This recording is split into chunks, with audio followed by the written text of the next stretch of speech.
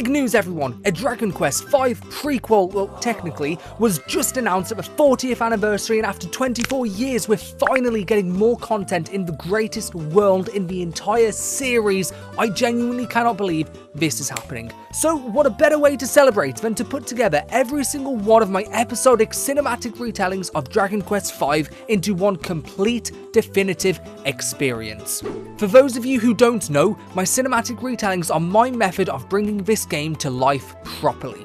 Imagine if the story and world was translated into a book and I'm reading that book to you. Every piece of story, every piece of NPC dialogue, every piece of world building and foreshadowing all weave together into one naturally flowing narrative. This is not a summary, nor is it a let's play. This is the complete story the way it was supposed to be experienced. This took me 10 weeks to finish from start to end with a total of 34,000 words I wrote all myself and over 150 painstaking hours of editing, which were all worth it. Now, it does start off slow, like all great games and films do, but it's okay, because if you give this a chance, I'm sure you'll come out the other end feeling like a new person after experiencing this epic tragic tale of love, loss, and legacy. And to make this version extra special, I've added new scenes, new dialogue, and an entirely new episode exclusive in this video only, covering the secret post-game story with Estarks Revival. But don't skip ahead, it will be worth the wait. So without further ado, you'll need to grab some snacks for this epic retelling of Dragon Quest V, the complete edition.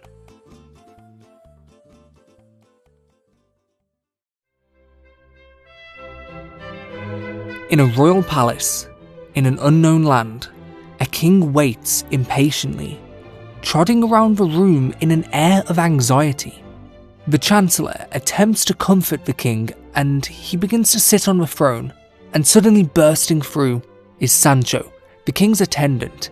He exclaims that King Pancraz is now a father. With pure excitement, he rushes to his wife in her chambers and sees his newborn son, a lively baby boy that they decide to name Luca. Despite the king's pushback, he is too overjoyed to have been blessed by the good Lord with a son. Although, in their celebration, Martha comes down with a sudden cough, which is drowned by Luca's infant screams.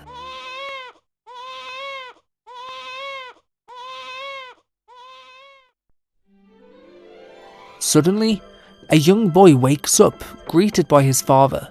The boy was dreaming he was a baby in a castle, and his father, Pancraz, laughs at such a childlike dream. Luca and his father are on a ship travelling across the world. His father is a highly esteemed man who's helped the captain out many times. The boat they're currently on board belongs to a Mr. Ludman. They don't usually take passengers, but an exception was made for Lord Pancraz. Although Luca may be too young to understand, he's told by crewmates that he should listen to his father to become a fine man, and he has much respect for raising Luca without a mother present. After a long voyage, the ship ports up to land and is joyfully greeted by a Mr. Ludman. It's been over 2 years since Pancraz called this place home, but Luca is too young to remember. Mr. Ludman introduces his daughter, Flora, a shy young girl who's just a bit too small to climb on board. Pancraz and Luca get back to dry land after a long journey.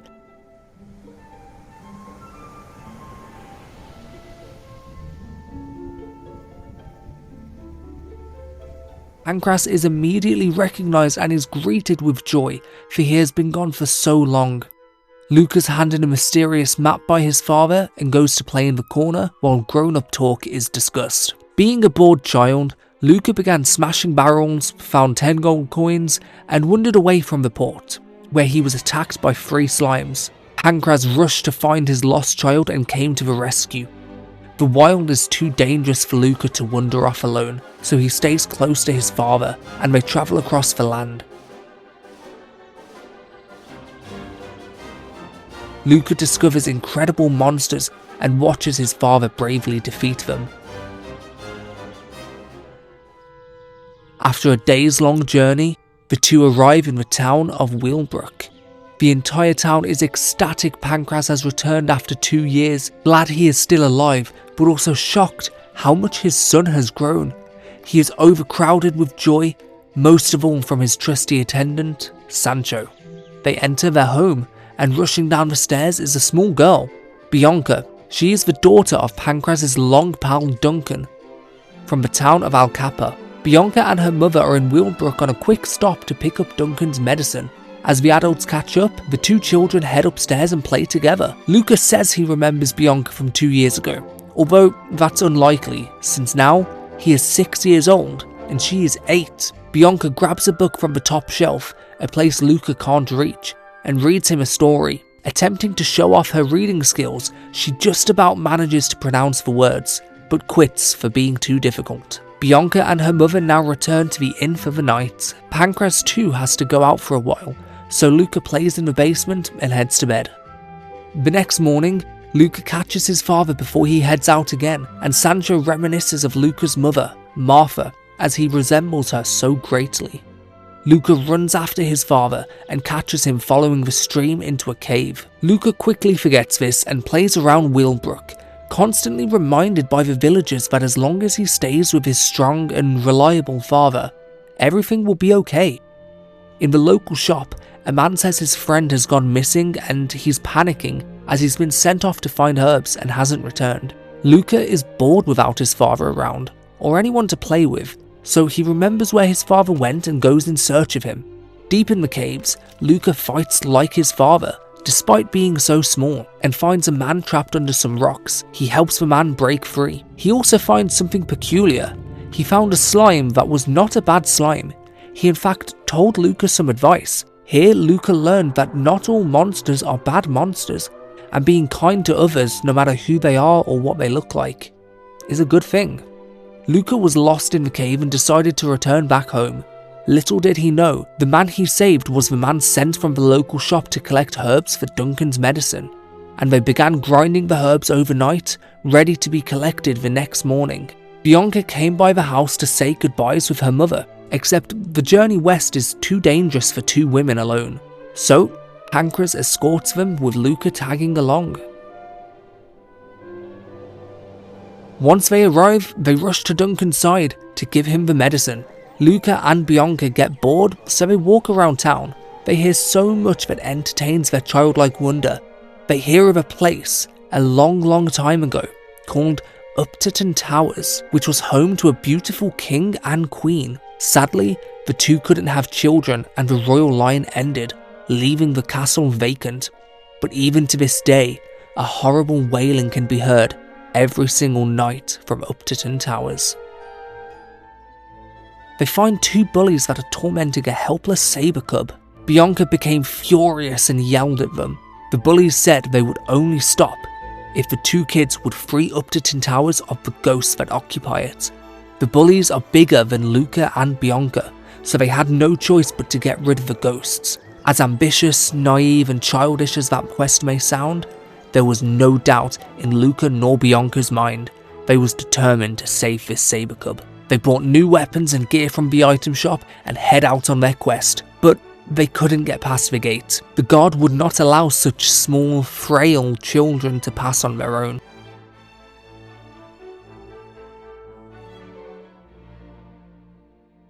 Duncan got all better thanks to his medicine. Pancraz and Luca are ready to head home but are stopped by Duncan's wife, pleading for them to stay the night. And it was in the middle of the night that Luca was woken up by Bianca. Although Luca forgot, Bianca couldn't stop thinking about that poor cub. So, they snuck out to go to Upton Towers and discover the secrets of the ghosts.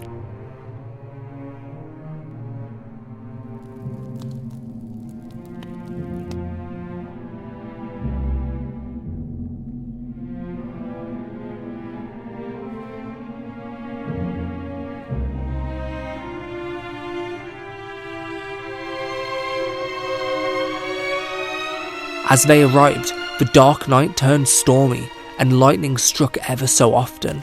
All the doors were rusted shut with age, but they found a spiral staircase in the rear of the castle, taking them up to the roof. But as they entered, they was locked inside. The coffins rumbled, and emerging from within were ghostly skeletons that kidnapped Bianca. Within the castle, Luca was stalked by moving statues that his small frail body could not even scratch. He was in a tough battle and he fainted. He found himself enclosed in a dark chamber and felt something atop his head. He moved it and found himself inside of a grave at the top of the castle. Luca tried reading the gravestones. They read, "Here lies Luca," and "Here lies Bianca," although he was not old enough to read.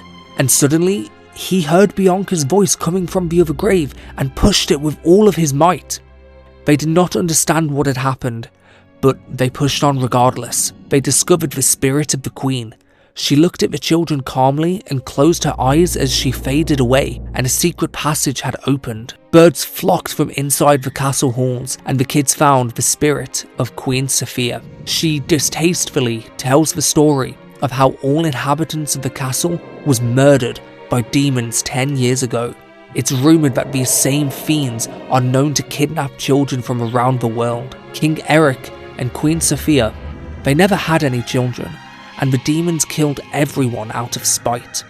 The king and queen want their spirits put to rest and begs the children to drive the ghosts out of the castle, or else they will be left to dance around their accursed ball for all eternity. One floor of the castle had lost all reflection of light that it already scarcely had. The children could only navigate through the halls and avoid violent ghosts with the flickers of lightning. They chase after the ghost of King Eric and look down on the monsters who occupy the castle, as well as the lost spirits doomed to dance for eternity.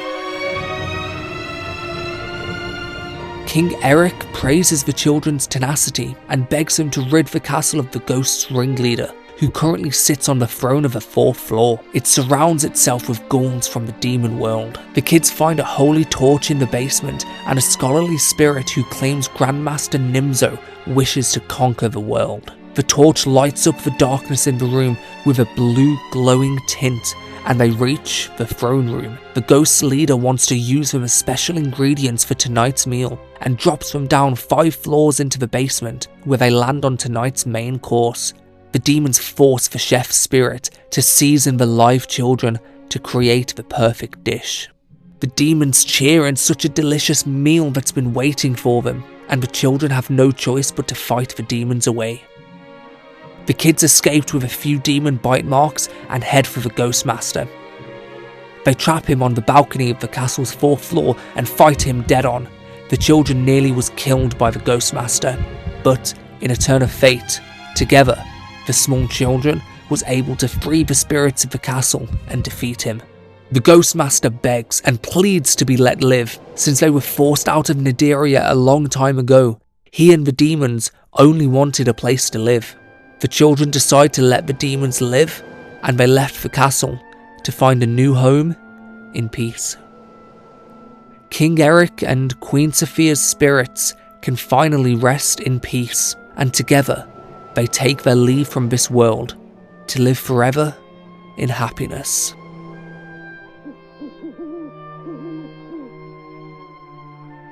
Bianca notices a pretty jewel on the Queen's gravestone. It must be a reward for their hard work, so they pocket the glowing gold orb and head back home.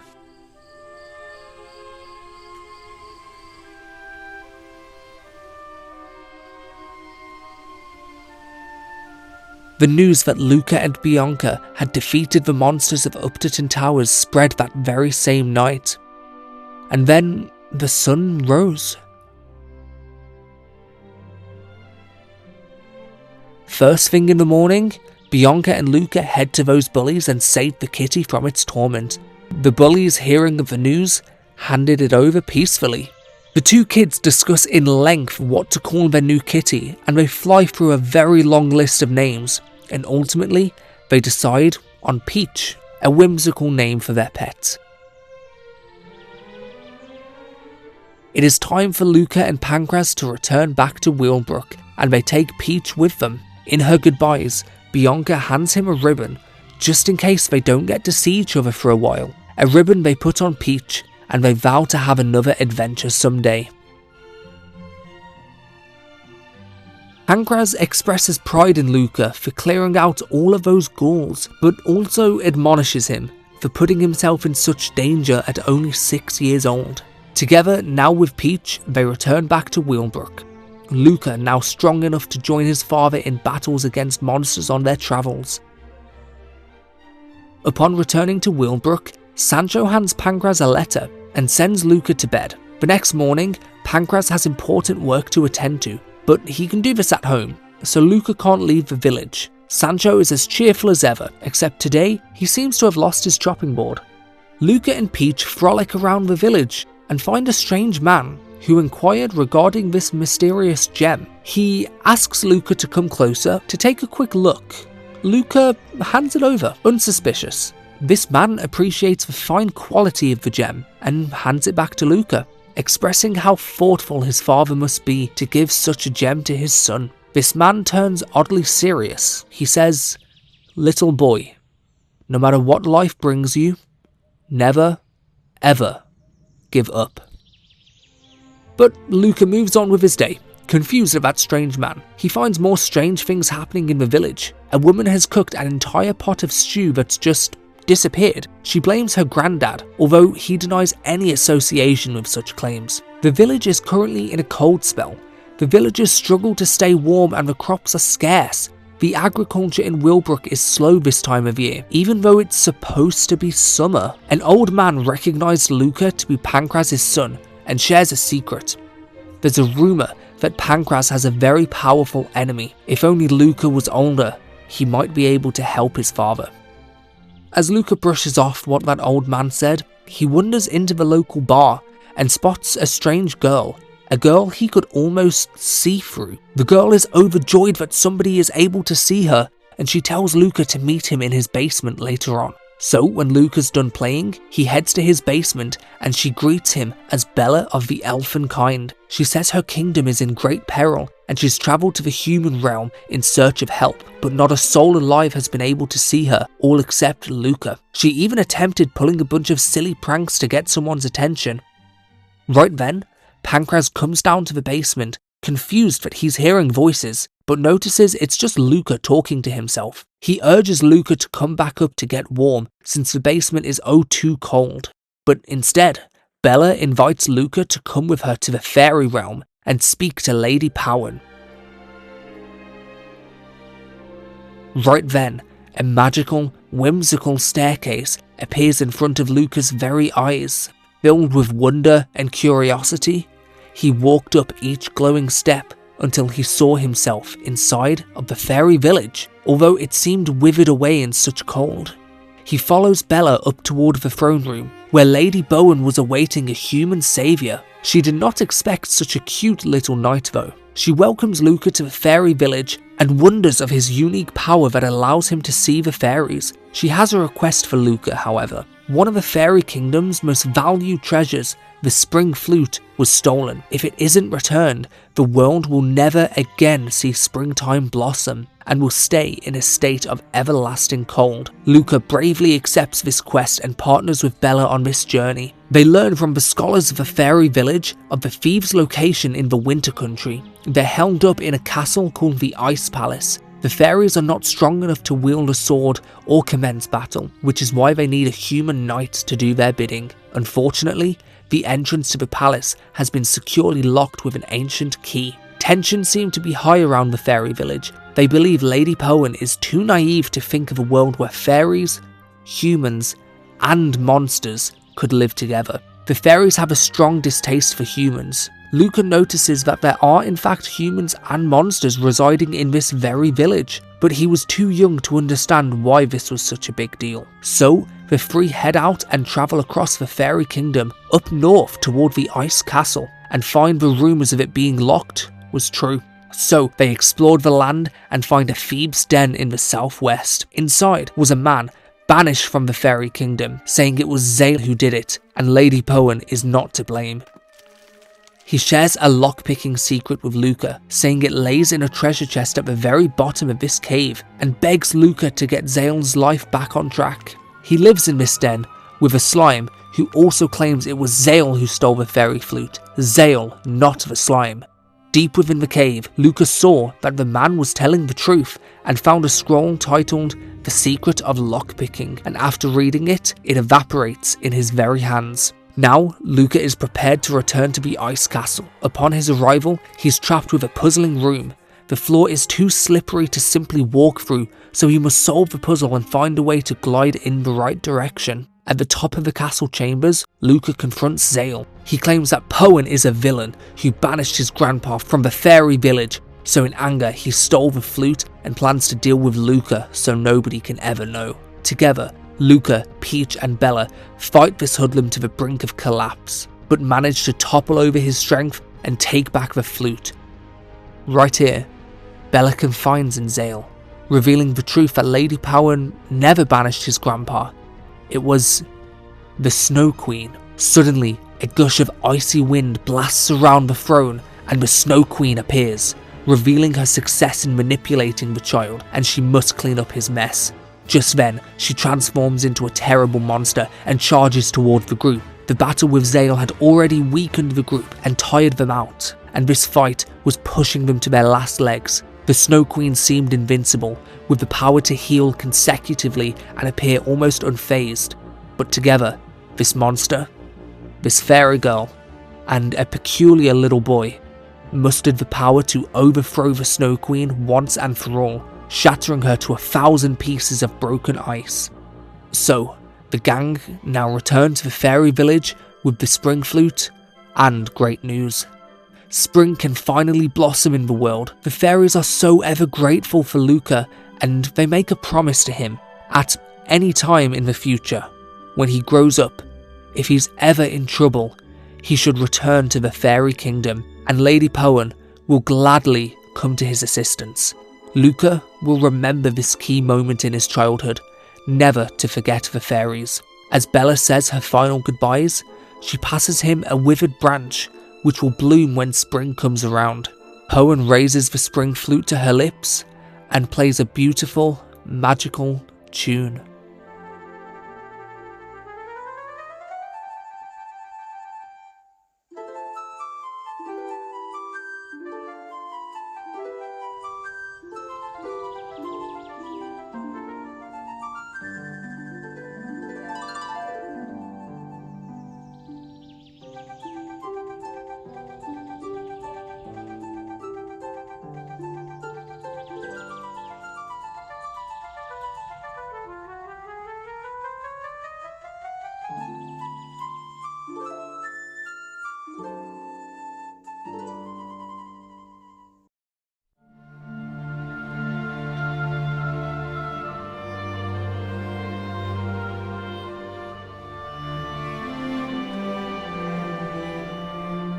As Luca returns home, Sancho was in worry. He was urgently searching for him. There's been a summon from Coburg Castle for Lord Pancraz. He's already on his way since Luca couldn't be found. If he hurries, he could catch up to his father. Before he exits the door, Sancho notices a famous cherry tree branch in his pocket and decides to arrange it in the little master's room for him. Fortunately, Pancraz was still in town, and the two reunited within the church. Pancraz was offering a quick prayer to God before he set out on his journeys, and suggests that Luca do the same.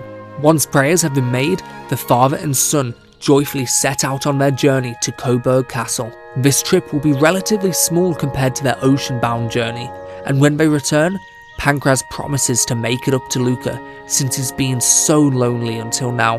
Luca is so much stronger now and sees deeper of his father's strength. He watches his father with such pride and admiration. The two pass through an underground tunnel to avoid a large river, but stop quickly to appreciate the beautiful scenery. Luca hops on his father's back and sees the world around him.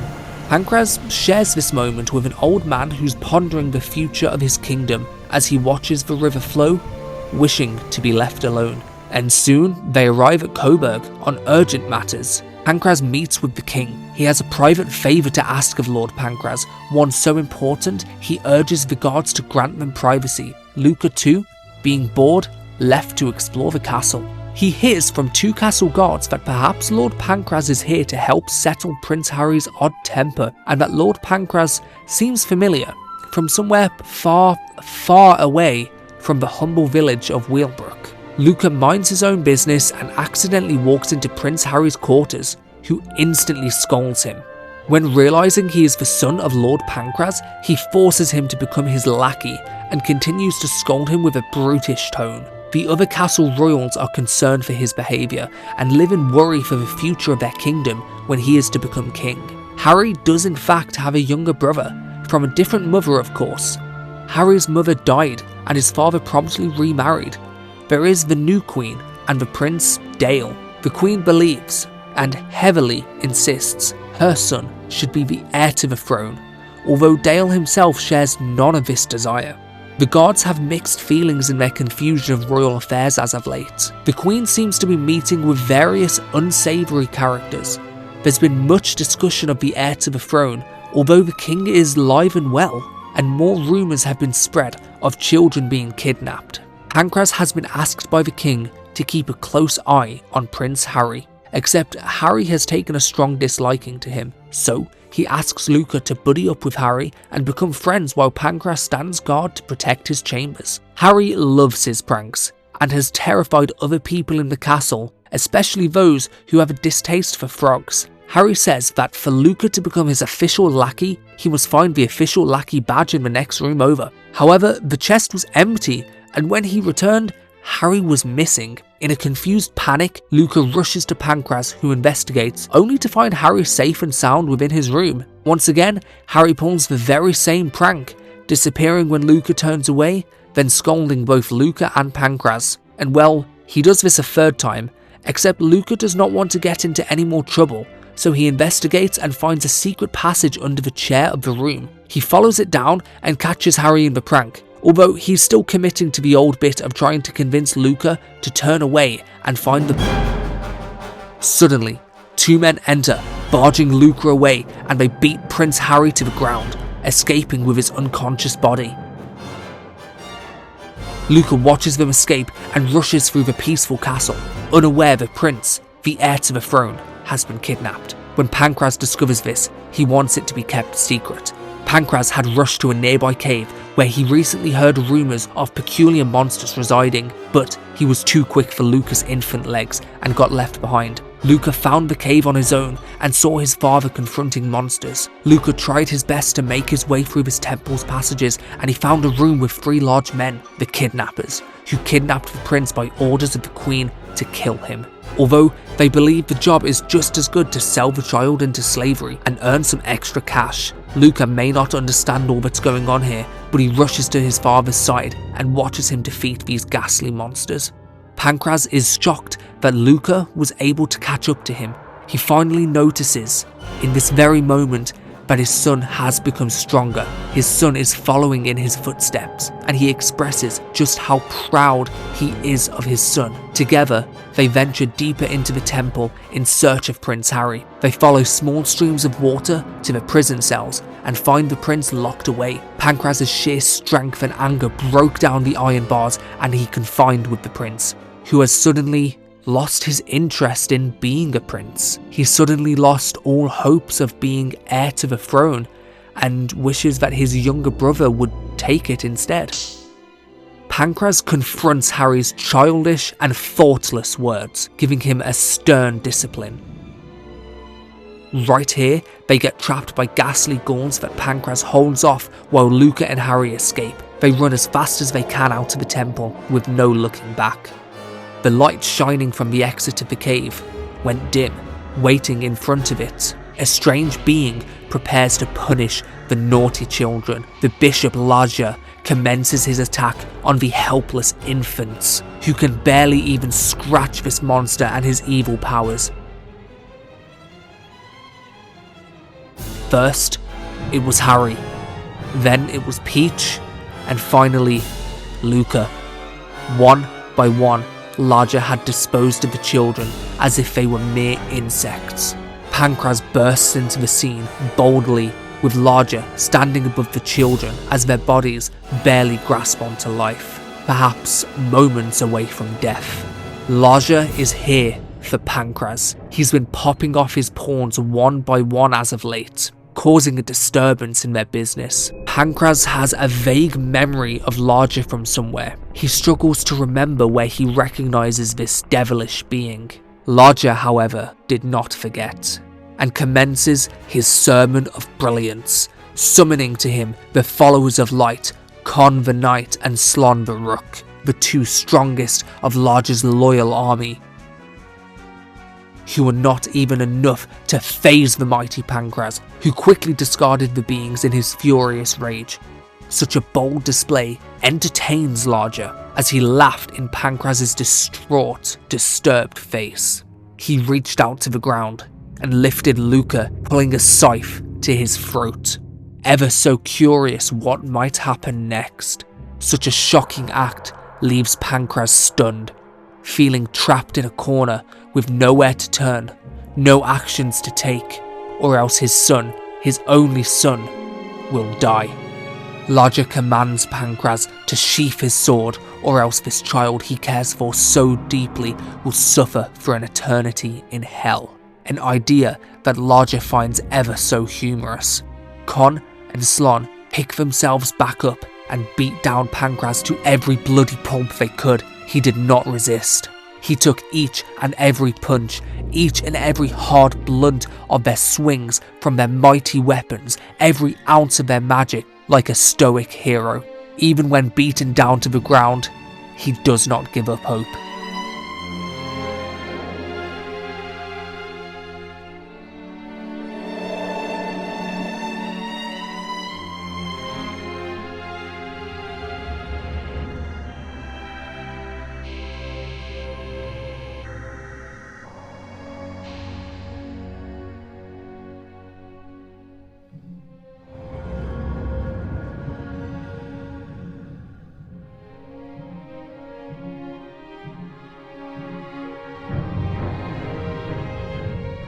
He must say something, even if they may be his last words. He does not know if Luca can hear him. He does not know if Luca can understand, but he speaks to his son.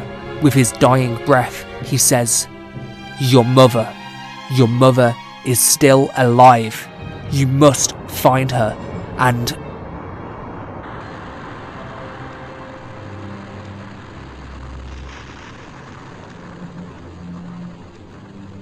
all that has transpired here in this temple, all events that have taken place, is merely entertainment for Larger. He laughs away at Pancraz's untimely death, finding humour in the spectacle of a father's love for his son, a son who will live the rest of his life working for his dear leader, working the rest of his days as a slave.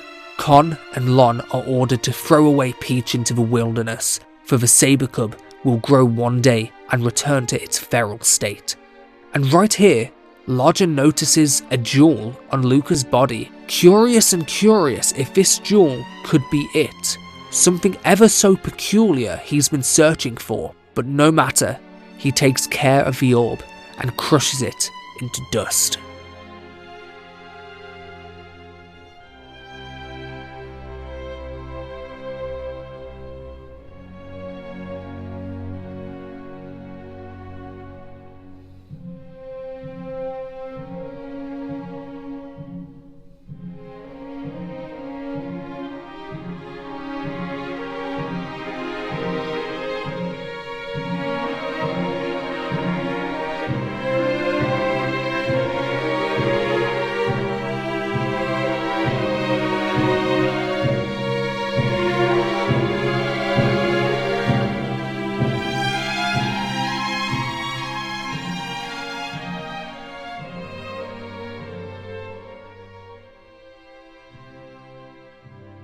It was just another day for Luca, with the sounds of the whips slashing and the groans of the slaves. Luca faced yet another day of hauling rocks.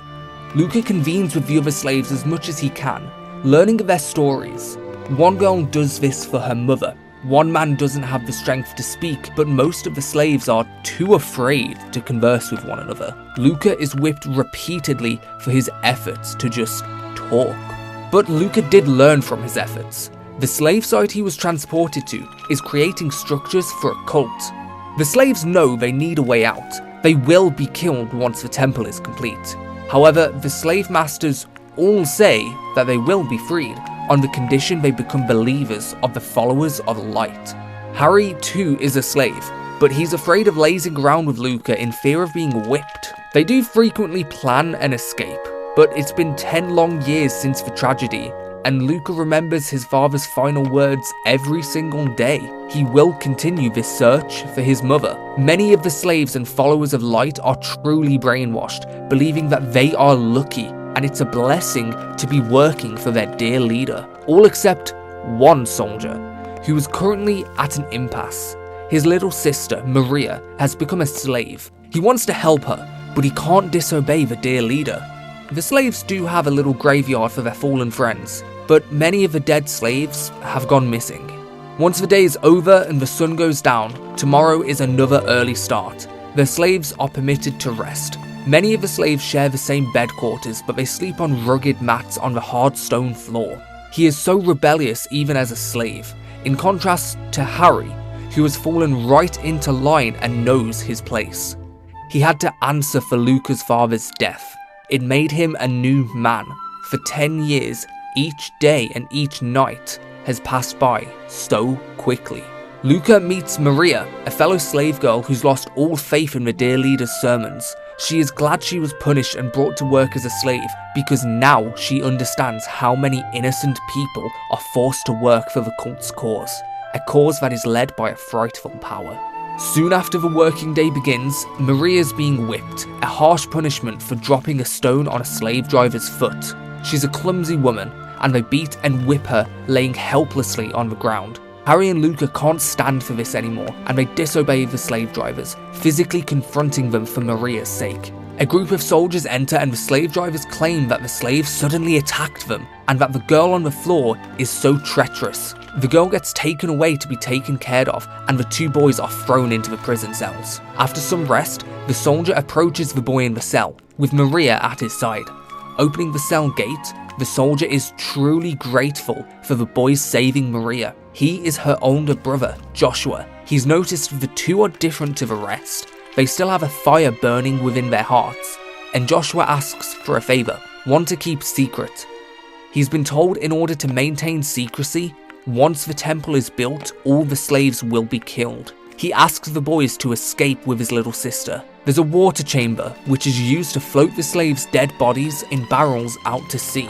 The barrels smell awful, but if they stay inside, they'll probably manage to get out alive. The three enter the barrel hastily. Joshua unchains it and lets the stream take them away.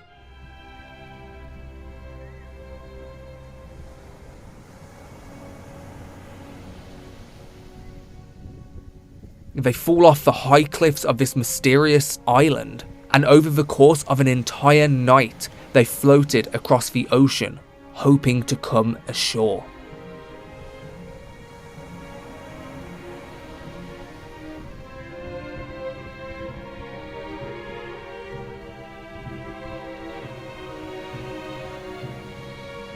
They were blessed enough to be found by a sister within a church who treated their wounds and let them rest. And finally, Luca woke up after 5 consecutive days of sleep.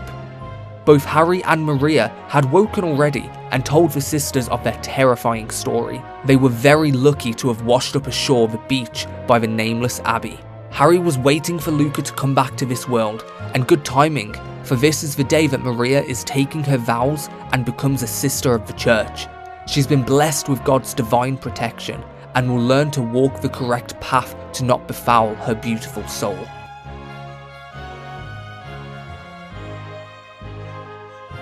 Later, Luca found a peculiar book that took his interest, a book called The Maiden and the Tower of God.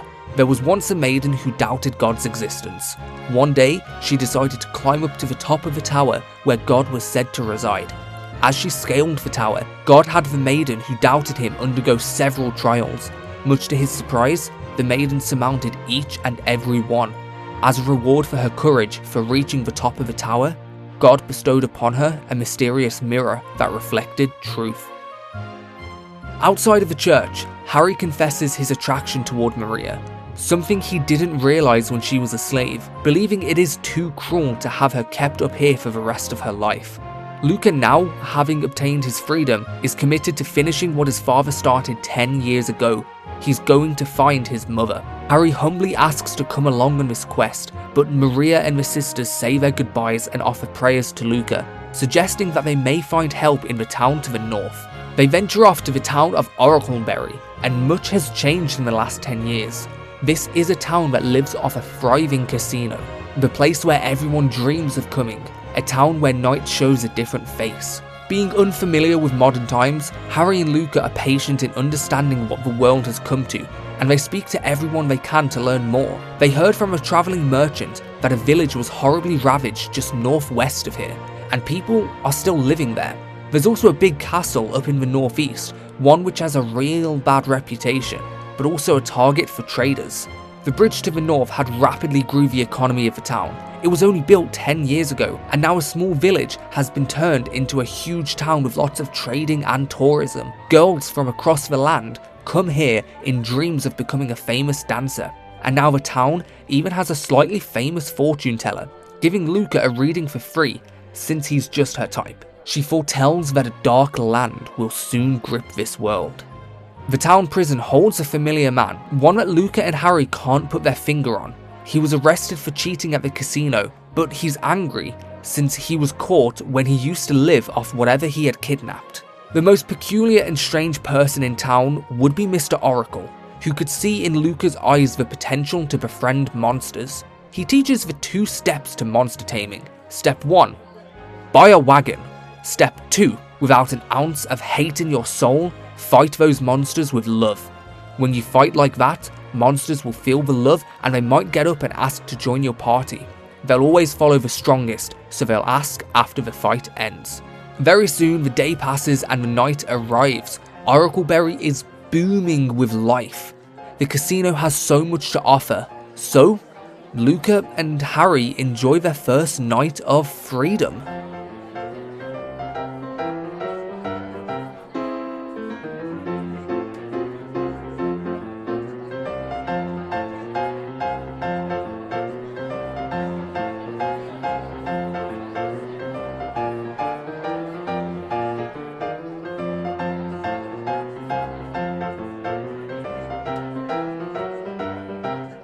The two decide to head to the inn for a night to rest up after a great time, and the next morning they find themselves with a load of amazing gear that they won from the casino, with hazy memories of how they got them, and they remember being stopped by a fortune teller once again with an intriguing tell.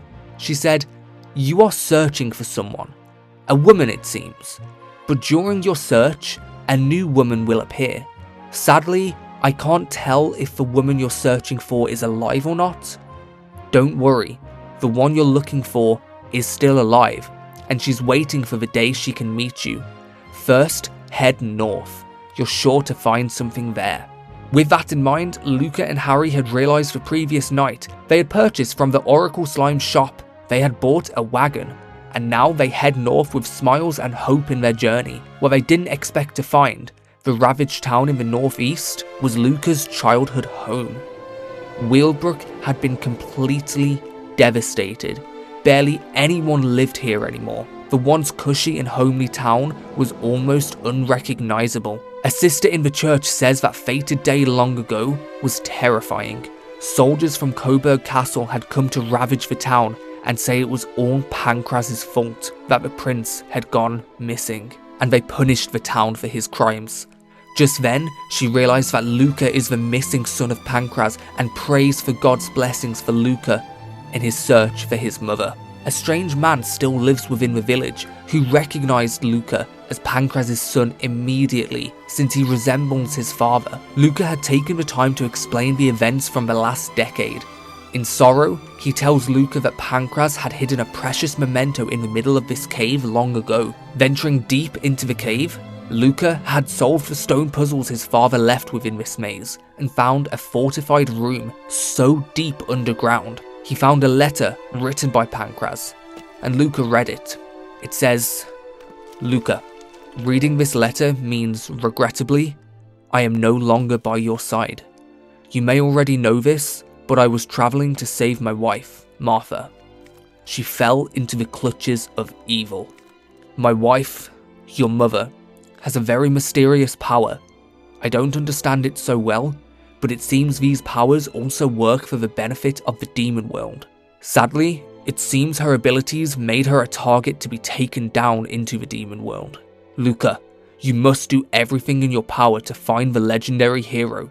From my research, the only one that can bring Martha back from the evil clutches of the demon world is the hero who can don the heavenly armor and sword. I traveled the world and I managed to acquire the heavenly sword. However, I still haven't found a trace of the legendary hero. Please, Luca, search for the remaining armor, track down the legendary hero, and rescue my beloved Martha. I believe in you. I'm counting on you, Luca. A sorrowful story from Pancraz had inspired Luca more than ever. He will find his mother.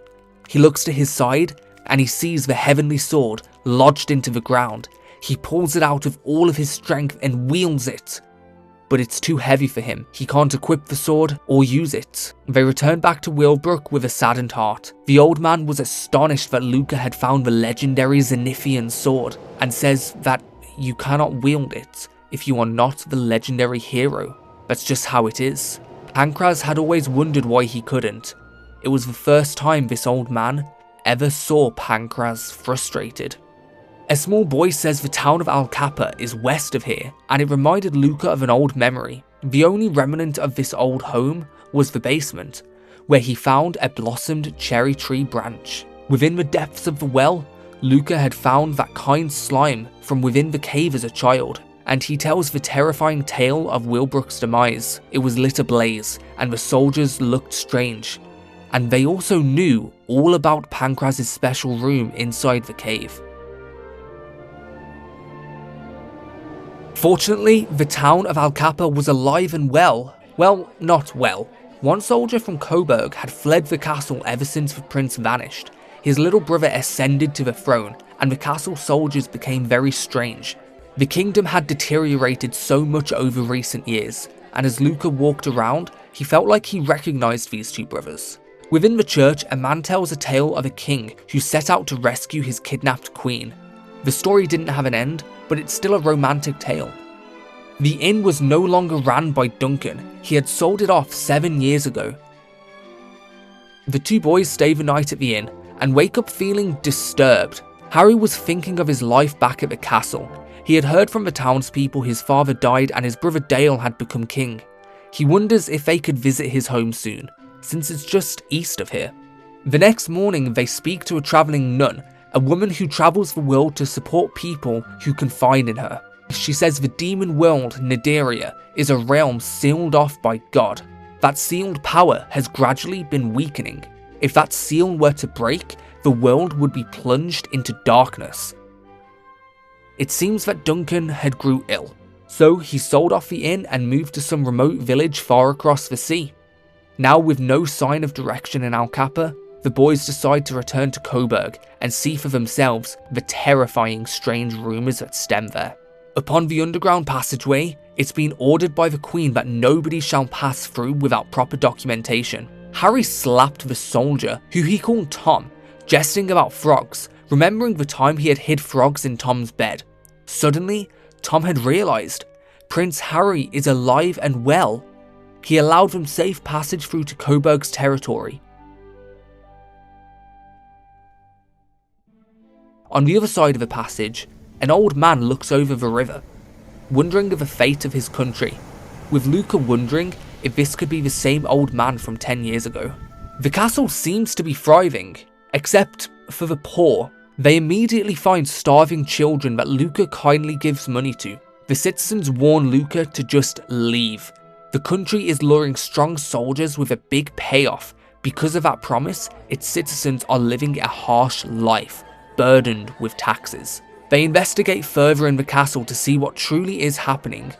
Inside they go to offer a prayer, and a sister tells them of a story. A long time ago, a grand immaculate castle fell from the sky, and it was said that once it fell, demons were unleashed unto the world and began harming people. Harry believes that for now, it would be best if no one knew who he was. It might cause a stir. The senior soldiers of the castle are concerned that the Queen's calls for arms have attracted many bad apples, and they have PTSD of the Queen's orders from one day long ago, a horrible order to execute somebody inside of an innocent village. That day keeps this soldier up at night. The newer soldiers, however, they rather enjoy the fighting and the flow of blood from person to person. The Queen Mother is a powerful woman with an ambition to soon conquer the world. The castle is pretty tightly shut. They can't go any further. Only someone with a strong memory of the castle's layouts can go further, and Harry remembers a secret entrance under the bridge through the moat of the castle, leading them to the dungeons. Locked away was an old man with a weakened sense of sight and hearing. He tells the history of Coburg. The trollop that the king married was responsible for what happened to Prince Harry, and now she's the Queen Mother. He's disgusted nobody knows what happened to Harry, and that all the blame is shifted onto Pancras, and they destroyed his home. Corpses also lay in the prison as if they've been untouched for a decade. In a prison cell, a woman who calls herself the Queen Mother begs and pleads to be freed, although the boys are doubting her identity. She even claims it was her who plotted to rid of Prince Harry 10 years ago to see her son Dale become king. Now, she deeply regrets her actions. She sobs as she implores them to take her away. They make their way into the castle grounds and find a cute dog. As they approach it to pet it, the dog transforms into a dragon pup and attacks them. This was the first sign of what's to come. As they explore the castle, they hear gossip of the Queen Mother's changing personality, who even dismisses her own son, the king, as a nuisance. The great scholar Desmond resides in the castle, who studies all living things, its evolution and how we came to be how we are now and how we are to survive. There was once a secret method to solving this puzzle, but now it's lost, and only in God's hands. The boys arrived at the castle on the day of an execution, one that senior soldiers feel sour about. It was for a poor chap who couldn't pay his taxes. They enter the throne room and the Chancellor dismisses them away since King Dale is too sick. Dale is hesitant to speak, and here, Harry whispers to him. He says, "Your Majesty, the flunky should listen to the Don." And he's stunned at Harry's arrival and sends the Chancellor away to speak in private. Harry sends his deepest apologies for leaving Dale in charge for so long, and he's speechless that his mother is in the underground dungeon. He's noticed that his mother has been off for a while and speaks of a legend regarding a mysterious mirror. There's a book in the castle library, and Dale hands them the keys to pass freely around the castle. Inside, Luca finds a diary logbook. Whoever this belonged to, they ventured south, using the Traveller's Gate under the castle, to an old tower. Legends tell of a mirror inside that can reflect one's true form. Unfortunately, they could not open the tower door. The key is kept by nuns at the abbey. The boys travelled all night without rest back to the abbey. They must learn more of the mirror, and it took them until sunrise. The nuns welcome both Luca and Harry's return. A little girl says that Maria has been looking lonely. All she does is pray, all day. But one of her prayers was answered. She blushes when she lays her eyes on Luca and Harry once again. But they are here on urgent matters. They tell her sister they plan to travel to the Tower of God, a place where only the most devoted nuns have the power to enter. Maria interrupts the conversation, pleading to allow her to go.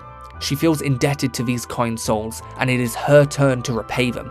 She asks for permission to test whether her faith is strong enough to open the tower. Maria joins the party and they head off to the Tower of God. They return to Coburg after a day's journey to take the Traveller's Gate and enter this divine place at nightfall. Luca had tried to open the door, but it wouldn't budge. However, Maria looked at the tower and began to speak to the Lord. She would be so happy if he grants her blessing so she can help her companions. She closed her hands and prayed to God. Suddenly, a magical beam descended upon them and the door had opened. The tower had a garden inside, where two souls were wandering. When they approached, the souls had vanished. The Tower of God is said to have housed memories of people's souls, which is why the mysterious mirror can see through anything that stands before it. The illusion just now was probably a good memory left by some poor soul. But when Luca saw it, he felt emotional. When he saw the man and woman, as if he knew them. The party spent the entire night searching the maze inside the tower, climbing its many floors and fighting the evil spirits who occupy it. Then, falling down to the very bottom, climbing back up, they realised an invisible floor was in between them and the Mirror of Ra. With the mirror in hand, they now had the power to reveal the Queen Mother's true identity, but not the power to fight off the soldiers of the castle. They had to be cautious in case this turns into a battle. Before confronting the Queen, they had prepared, bought new gear, fought strong monsters, and Luca honed his monster taming abilities, having tamed a new friend, one called Pierre. It was time to confront the Queen. Or queens. Dale has no earthly way to tell which being is his mother, and Luca pulls out the Mirror of Ra, and a hideous monster appears in the reflection, and she transforms into a hideous fake queen. The only thing worse than this terrifying deception was her face, a face that Luca, Harry, and Pierre was able to put down for good. The fake queen was not a strong fiend, she had summoned her strongest knights to fight on her behalf. The Queen Mother everyone knew turned out to be an imposter. The news spread throughout the whole kingdom, and the night faded into morning. Dale expresses his deepest gratitude for Luca's kind and noble acts. He asks Luca to persuade his brother to take his rightful place on the throne, which Harry strongly denies. He accepts a role of advisor to the king, which means he would not be able to continue his travels with Luca, and they say their goodbyes.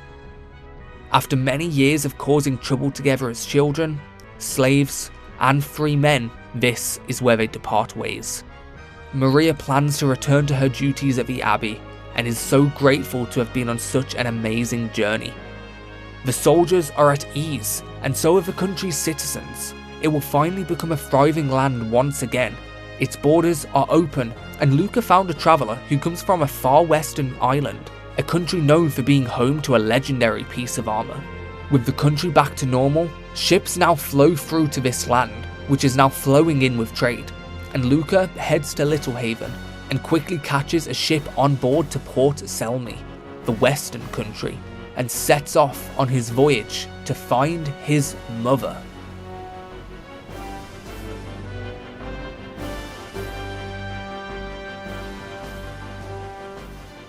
Luca arrives in the western country while on his journey to find his mother. He's landing in the harbour town of Selmy. Many ships that leave the port have not returned. Monsters have been ransacking them recently. The rest of Port Selmy seems to be a thriving port town. It is said a monster lives at the top of its lighthouse, and upon further investigation, there's nothing but a dwarf.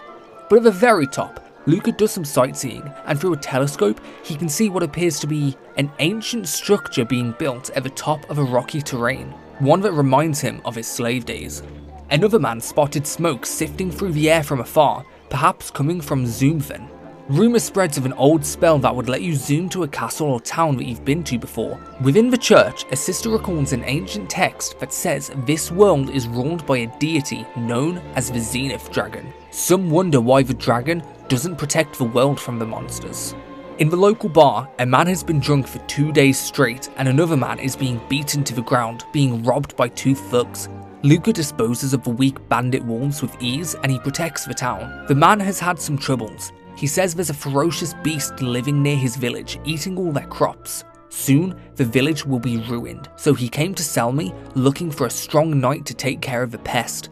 The village is just south of here, called Squashton, and he pays Luca half up front. And when Luca arrives at Squashton, he sees with his own 2 eyes how ravaged and terrified this town is, because of that foul beast. Some of the villagers don't like asking foreigners for help, fearful of trusting them and being lied to. The elder explains the beast appears to be wolf-like and tiger-like, with no clue where it lives, only that it appears from the west, perhaps in a cave. Luca ventures west and wastes no time hunting for this monster. He finds the cave and accidentally scared another explorer down to its pits. Luca practiced his monster taming some more and made a new friend to join him. Eventually, he made it to the very bottom and found the beast's lair. It promptly lunged toward Luca in battle. The great saber cat is a strong beast. Luca could hardly damage the fiend, but it almost looked as if the great saber cat was trying to remember something, as if it was distracted looking at Luca. The battle was long, and eventually the saber cat remembered. When it saw Bianca's ribbon on Luca's wrist, it all came flooding back.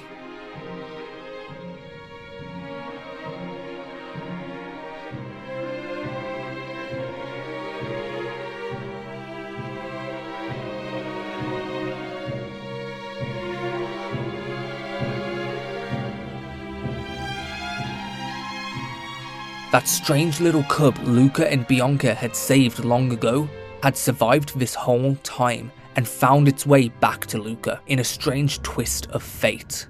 In joy, Peach lifts with its mouth a strange sword, a sword it had been protecting for 10 years. It had a familiar emblem. It was Pancraz's sword. Peach had been keeping it safe this whole time for the day Luca returns.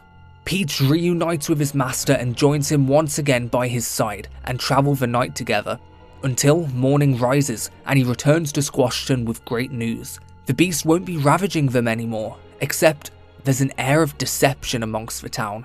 They all believe that Luca was behind it all, teaming up with the beast to take their crops and their money. They refuse to hear him out and act distant. It breaks Luca's heart to see them in such pain. Useless pain.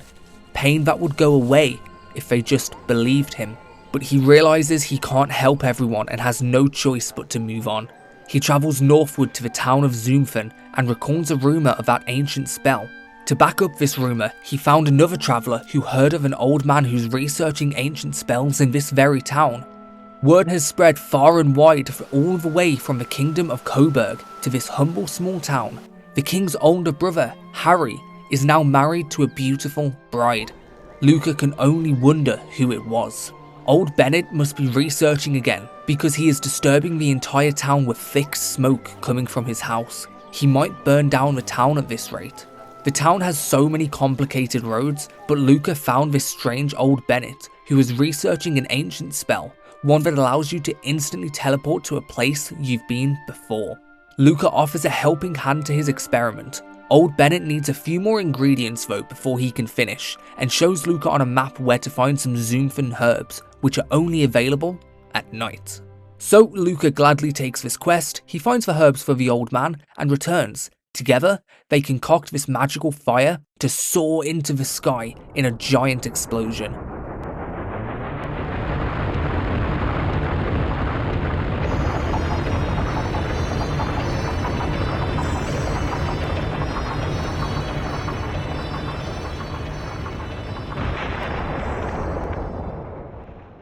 Fortunately, nobody was harmed. Although nothing really happened, nothing came out of the pot. Bennett asks Luca to try to think of a place he's gone to before and use the spell. And to his shock, it worked.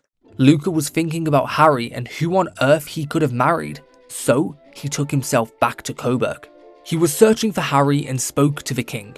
He had ordered his soldiers to scour the globe in search of the legendary hero for Luca's sake.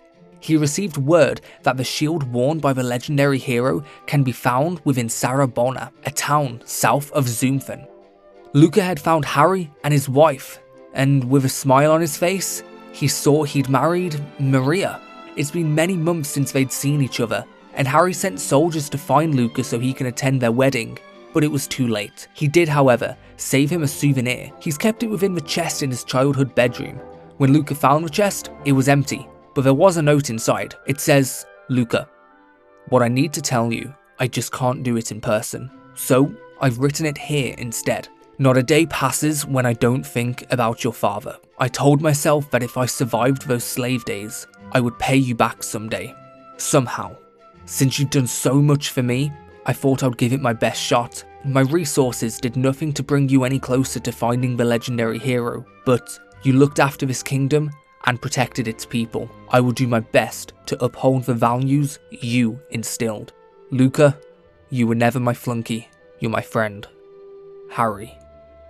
The note left a tear in Luca's eyes. He has a true friend, but his quest must continue, and he heads to the town south of Zoomfen, the town of Sarabona. Using the Zoom spell, he goes back to Zoomfen, but it's a long journey and Luca stopped off at an inn for the night. He heard news that Lady Flora has returned to Sarabona after being away for so long. She's been staying at the Abbey for many years, but her father has called her home in order to find a handsome suitor and marry her off right away. Luca disapproves of such actions. A real woman chooses for herself. A long journey finally took Luca to the town of Sarabona. Right when he arrives, a dog approaches him, with a girl chasing after the dog. The dog is Lillian, and Luca is the first person that he likes. The girl asks who Luca might be and creepily stares at him, apologizes, and she heads home. But the talk of the town is lit up with news of Mr. Ludman finding a suitor for his daughter, a pure woman and an innocent girl. Many men have come in hopes for her hand in marriage, but Mr. Ludman hasn't let any of them get near her until now.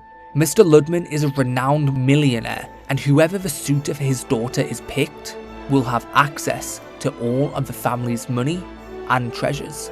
Luca is intrigued by such an uproar for just a simple marriage, so he checks out Mr. Ludman's mansion and waits in line to speak to him. Everyone in line seems to have different motives and intentions to Luca, except one boy. One boy seems sweet. He's the childhood friend of Flora and has pure intentions with her, as well as a long-running crush. This boy's name is Andy. They all appear in front of Mr. Ludman and state their case. However, Mr. Ludman has conditions that needs to be met. According to ancient scripture, there are two mysterious rings somewhere on this continent, known as the Fire Ring and the Water Ring. They're said to bring good fortune to their wearers. Whoever may find these rings and propose to Flora, Mr. Ludman will consent to the marriage, and as his new son-in-law, whoever it may be, shall inherit the family's treasured shield as proof of this arrangement. Flora bursts into the room. Up until now, she's always followed her father's wishes, but now she wants to decide her husband for herself. She's pulled away and everyone leaves to discover more about the rings,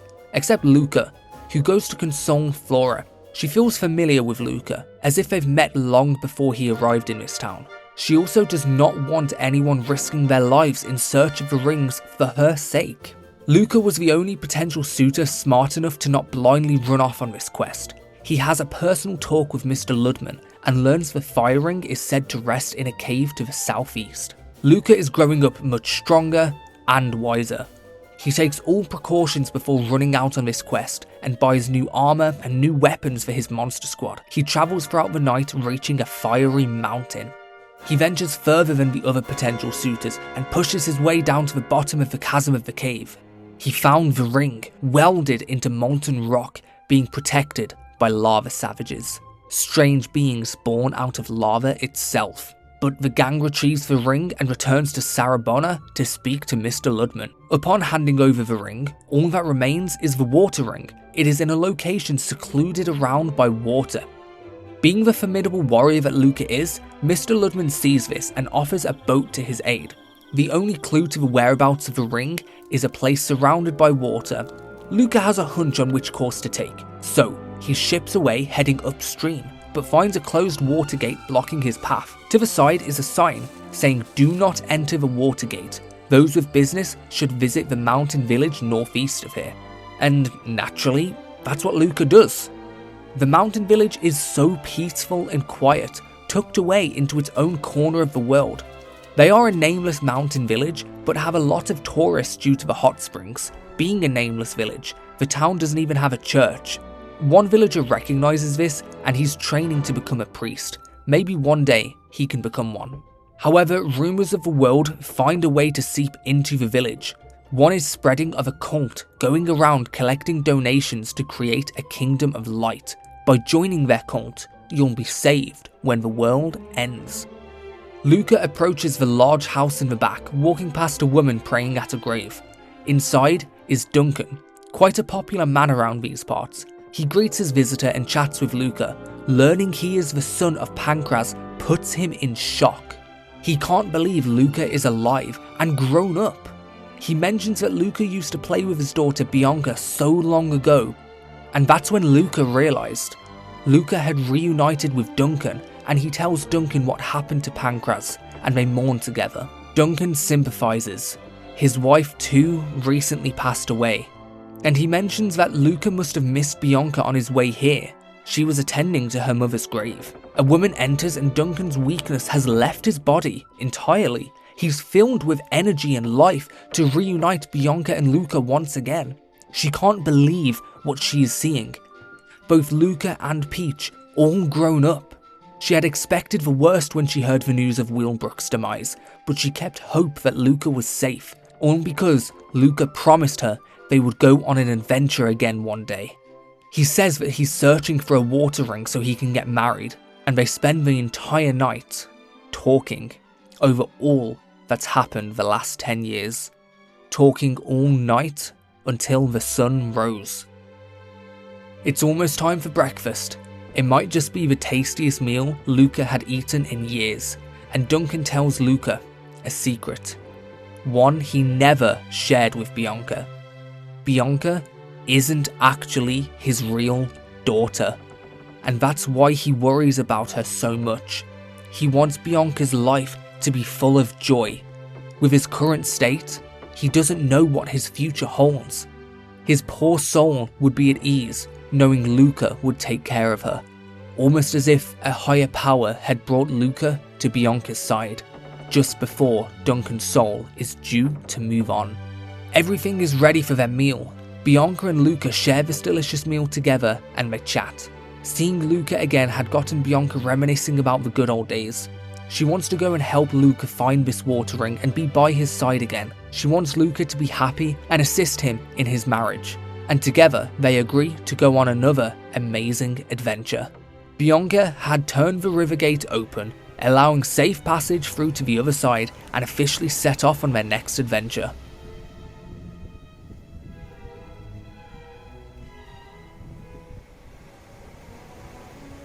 They sail across the open water with joy in their hearts, and they reach a mysterious waterfall with a huge hole hidden away. They charge the ship full power through the water, and they find a strange cave. This whole adventure has gotten Bianca's heart pounding. She remembers when they was little and got rid of those ghosts together, feeling just the same as she did back then. They take their time appreciating this experience together, taking in the beauty of the cave. Ever since Bianca's mother died, she didn't have much time for adventuring. One of the other possible suitors for Flora had found a way into the cave too. One only interested in the family's riches, and Bianca noticed he took a long, hard stare at her bum. Something which fired up Luca for some reason, making him more motivated to find the ring first. They venture so deep into this cave and find the bottom of a huge waterfall. Inside being a temple room with the water ring etched into stone. The water shined a bright blue light, reflecting the holy water surrounding it. And now it's time for Luca to finally get married to Flora, and she had something else on her mind. She began to ask, but she hesitated, saying it was nothing important. If he marries Flora, he can also get the Zenithian shield, and be one step closer to finding the legendary hero. As the sun begins to set, Luca and Bianca arrive at the Ludman residence in Sarabona. Mr. Ludman is ecstatic that he was able to find both rings, overjoyed that he's finally found a worthy suitor for his daughter. As promised, Luca can marry Flora. He's already begun on the arrangements for the wedding. The two rings will be exchanged during the ceremony in the presence of God. Flora approves of Luca being her husband and is okay with the marriage to continue, until she saw Bianca. She could read her like a book. Bianca greeted herself as one of Luca's old friends, and she took her leave. But Flora knew something else was wrong. She was abrupt. She asks Bianca whether she has feelings for Luca, and even more boldly, she asks Luca if he has feelings for Bianca. If this may be the case, then Luca may grow resentful of marrying her. Her father is furious at this, but understands the seriousness of the situation. He gives Luca one night to choose for himself, Bianca or Flora. And that night, Luca stayed at the inn and woke up at the crack of midnight. He needs to take a walk and clear his head. Bianca is strong and spirited, but she's a bright and beautiful girl too. On the other hand, Flora is gentle, kind, and pure. This decision haunts Luca. He trods around town for hours, thinking and thinking, and even turning to God for answers. But he was silent. The choice was Luca's. He decides to pay Bianca a visit. They've gotten themselves in quite a situation. Bianca is humble, perhaps too humble. She knows it would be best if Luca married Flora, and not to worry about her. She's been going at it alone practically her whole life, but what she didn't say is that awaiting Luca's decision is what has kept her up so late, as she sits by the window, feeling the breeze blow onto her face, with her mind anxious. Her true feelings was written all over her face, something that Luca failed to see. Luca is in a troubled position. He seeks the advice of Mr. Ludman, and he comforts Luca.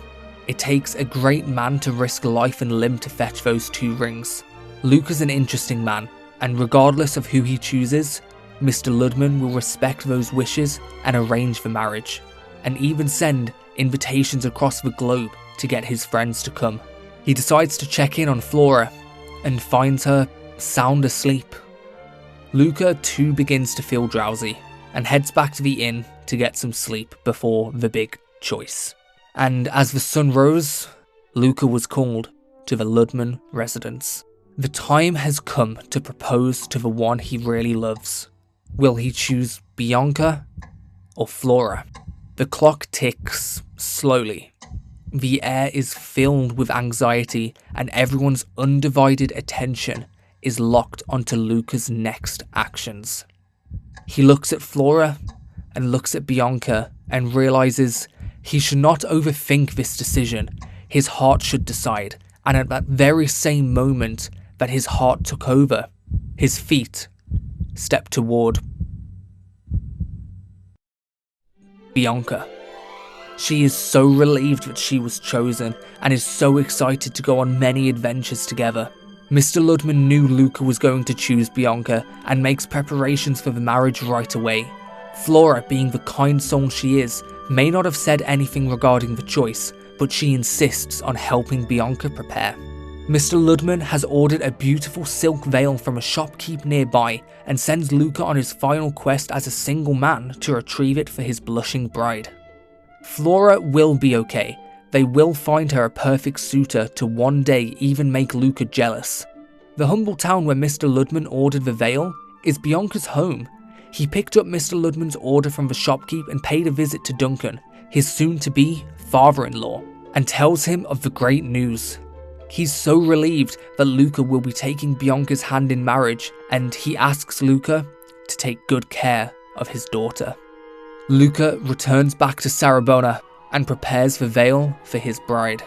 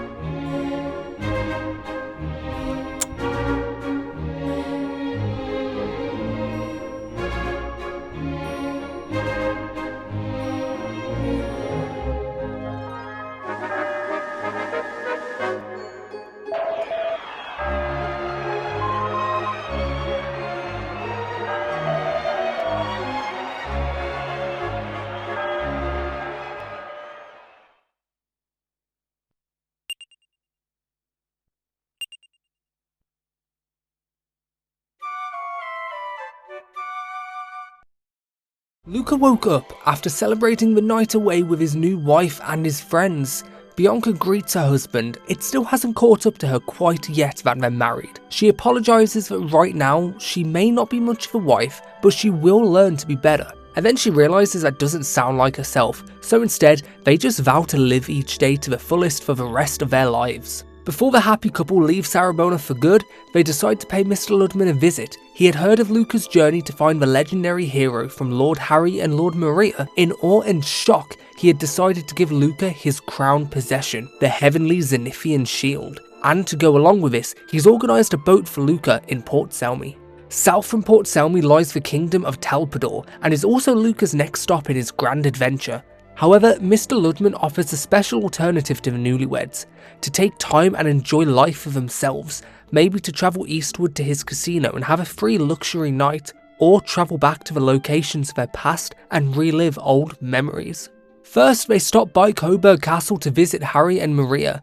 All Harry has spoken about these days was his travels with Luca. He seems so fond of his best friend. He loves that Luca stopped by. The royal life has grown boring for him, and he wishes to come along with Luca, but his place is next to his beautiful wife, and he must stay. He did leave a music box for Luca, in the chest in his old childhood room. When Luca reached out to find it, it wasn't there. Turns out it was another one of Harry's classic pranks. Instead, he handed it over to Luca so he will always have a memento of Coburg and his friend. Luca decides to pay a visit to his childhood home. Despite its demise, there is a small spark of joy. The sister in the church is so happy that Luca and Bianca decided to marry, and it fills her heart full. Bianca was able to fill the hole in Luca's heart that Pancras left.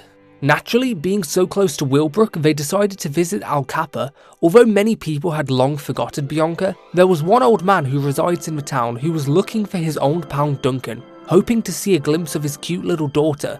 Then he realised she's right in front of his eyes.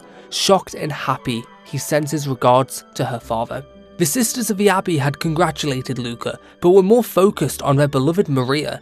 Apparently, only a few days after she returned from Coburg, Prince Harry had arrived on a white horse and proposed to her. It was so romantic. Although one guest within the Abbey feels discontent regarding marriage, she had escaped her wild and crazy abusive husband and now lives within the Abbey. But she can sense in Luca's nice eyes, he will make a good husband. Luca and Bianca decide to take up Mr. Ludman's offer and head east of Port Selmy to his floating casino. This luscious, vibrant beachside island is filled with activities, but it's only the front of what's to come. On board, the lively casino ship is the main attraction. Luca and Bianca enjoy this last night together before setting off toward Telpador.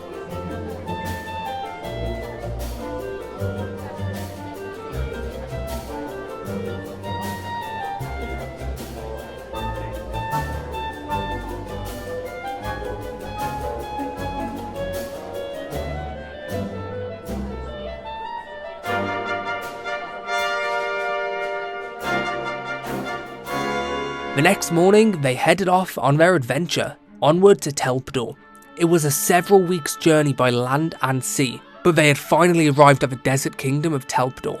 Its queen is strong and wise. She soon predicts the world will be engulfed in darkness, and she's awaiting the arrival of the legendary hero. It's said long ago, the original king of Telpador was a companion of the legendary hero. After peace was restored to the world, he came here and founded his kingdom. Scholars reside within the kingdom to study the heavenly bloodline of the legendary hero, but there is hardly any record of the heavenly bloodline after him. His descendants remain a mystery. In the church, a sister tells an ancient story. A long time ago, a lone girl fell from the heavens. Her child grew to become a legendary hero and saved the world. This is just one of the many stories of the legendary hero. The strangest thing about a desert kingdom is a vibrant garden growing under the desert castle, and it's all thanks to the queen's special abilities. She is dazzling in her beauty, and her ability to foresee the future is unmatched. Bianca feels so peaceful and happy in this garden. The women here in the desert kingdom are so kind to her. Luca and Bianca had finally found the queen, Queen Isis. She immediately senses something special about the two and offers a tour of the tomb of a legendary hero. She takes him down to the depths of the tomb and shows him a shrine dedicated to the hero, but there is no grave. No one knows exactly where the hero went after the world was saved. Her kingdom has merely passed down the heavenly Zenithian helm since ancient days. If the legendary hero was once to appear again, he should be certain to seek out this helm. Until that day arrives, it's the duties of the royal family of Telpador to protect the helm. Queen Isis gracefully asks Luca to try it on. The beautifully decorated helm has made his head feel as heavy as lead, but it seems Luca was not able to equip the item, for he is not the hero. Isis says that she was mistaken to think that there was something special within him, and they leave. While it is only slight, she possesses the ability to read people's hearts. The feeling she got from Luca was likely from his deep desire to find the legendary hero, and she inquires to learn more as to why this is his heart's desire. So Luca told her everything. She is utterly shocked to learn that he intends to rescue his mother from Nadiria, the demon world, at the request of his dead father, and she says the oddest thing. She asks if Luca's father is King Pancraz of Gopher, an eastern kingdom far across the sea. The story goes that King Pancraz left his kingdom long ago with his small child in order to search for a way to rescue his kidnapped queen. Never in Luca's life did he ever hear such rumours. His father or his attendant Sancho had ever mentioned anything to him. He must find out the truth for himself, and he decides his next journey will be east to the kingdom of Gopher. With no time to rest, Luca and the gang set course through the night, and by sunrise, they arrive in the eastern continent. After such a long travel, they stop at a nearby inn and learn the only way to reach Gopher is through the tall mountains, so they stay the night and make plans the next morning.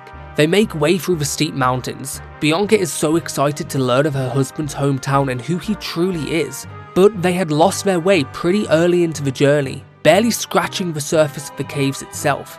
Something that's not a great sign, and they find an old woman who offers them shelter for the night. In the middle of the night, Bianca wakes up to a scratching sound and alerts her husband. The sound resembled of someone sharpening a blade. Luca decides to take a look, but he's locked in place. He cannot move his own body. This old woman had revealed she had cast a spell to make sure they were stuck in a deep sleep for the whole night, but clearly it didn't work very successfully on them.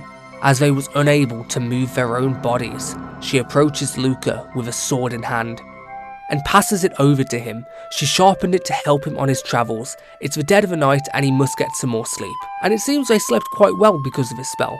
And they begin their journey up the mountain, but to get to the other side, they had to climb through the harsh mountains of the Gopher region, filled with the strongest, most powerful fiends, treacherous landscape and rocky terrain, but together, they fight on. Atop the journey through the mountain, around the halfway point, they find a nice cozy little village, and one of the villagers notices that Bianca's face doesn't look well. She isn't feeling the best, but she insists it's not to worry. She is okay.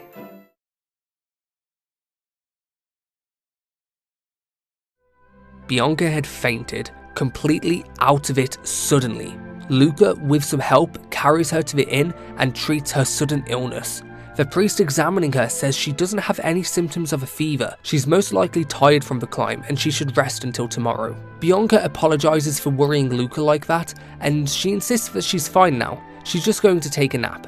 So the next morning, Bianca's up at the crack of dawn and wakes Luca up to prove she's all better. She's filled with excitement to take a peek at his birthplace, since they're so close. This is the mountaintop village of Chizote. There isn't a single day in all the year that snow doesn't fall. In the past, anyone could easily come to the village without worrying about monsters. Not so much recently. There is a lady in town that threatens her child.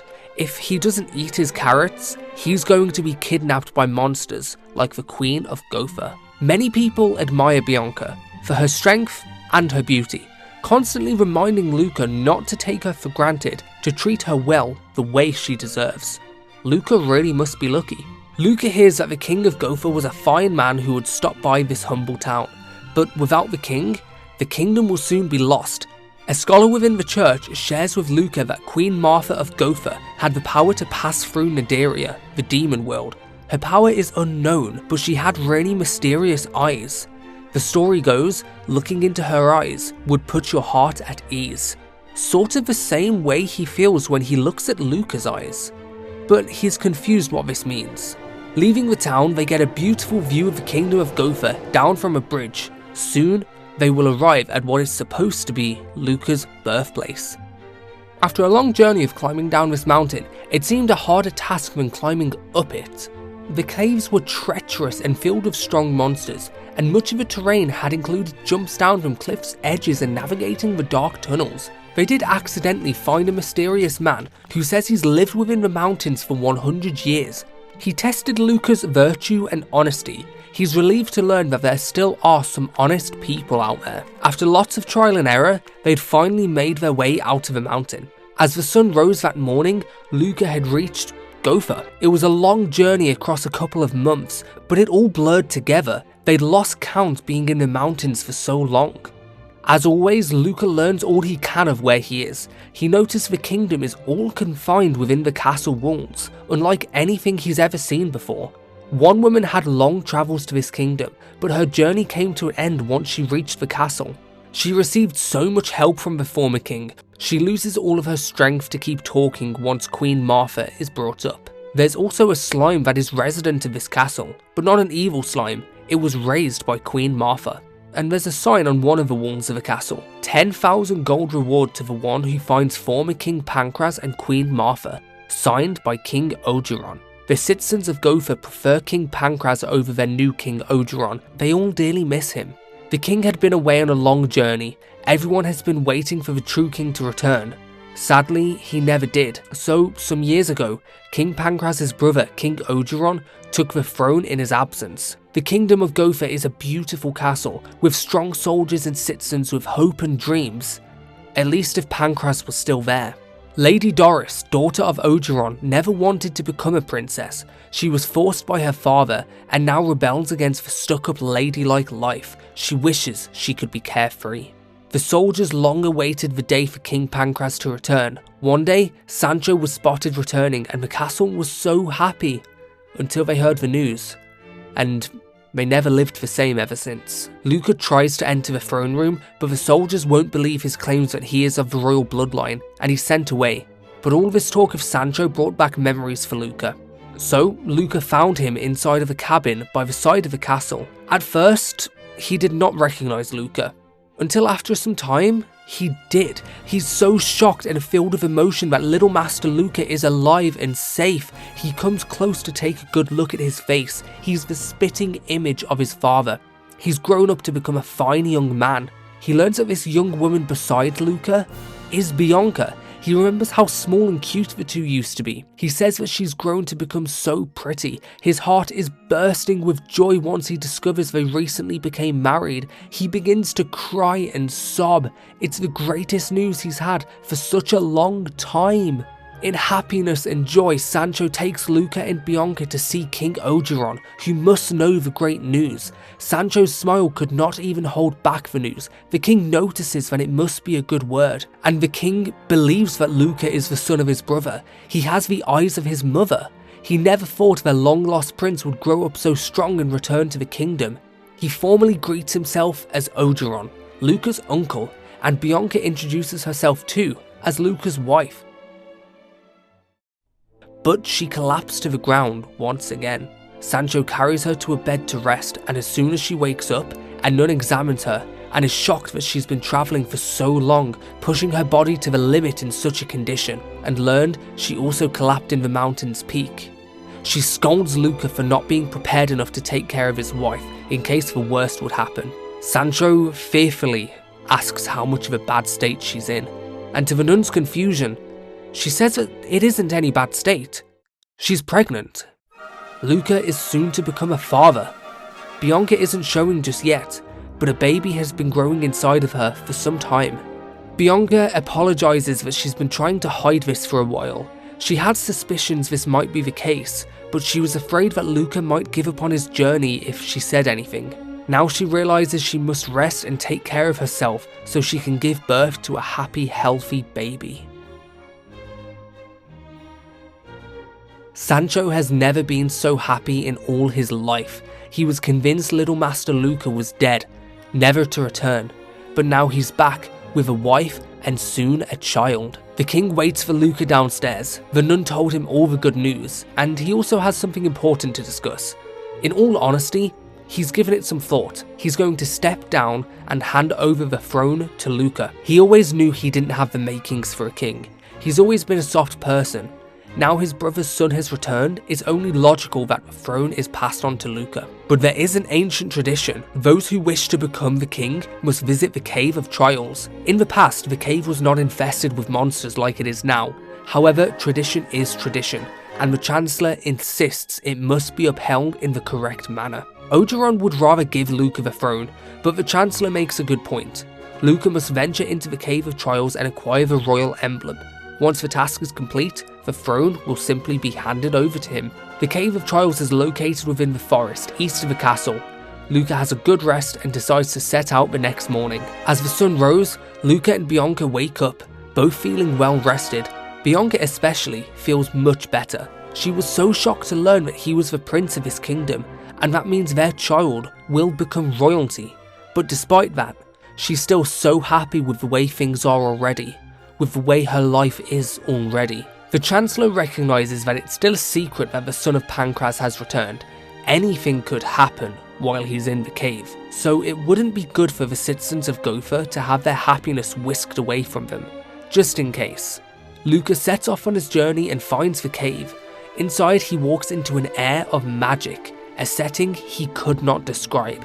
He finds a stone tablet with an inscription, surrounded by 4 doors. Luca reads the words inscribed on the stone. The one who would become king must never allow violence. The king must force those with their backs turned to face each other, so that their conflicts can be resolved. Always follow the path of the emblem. Luca approaches the first door and realises that there's puzzles to solve. Luca spends a long time playing around with these rotating stone statues until he came across a discovery. Upon facing 2 of them toward each other, he walked back into the tablet room and noticed an insignia of Gotha on the floor has changed location.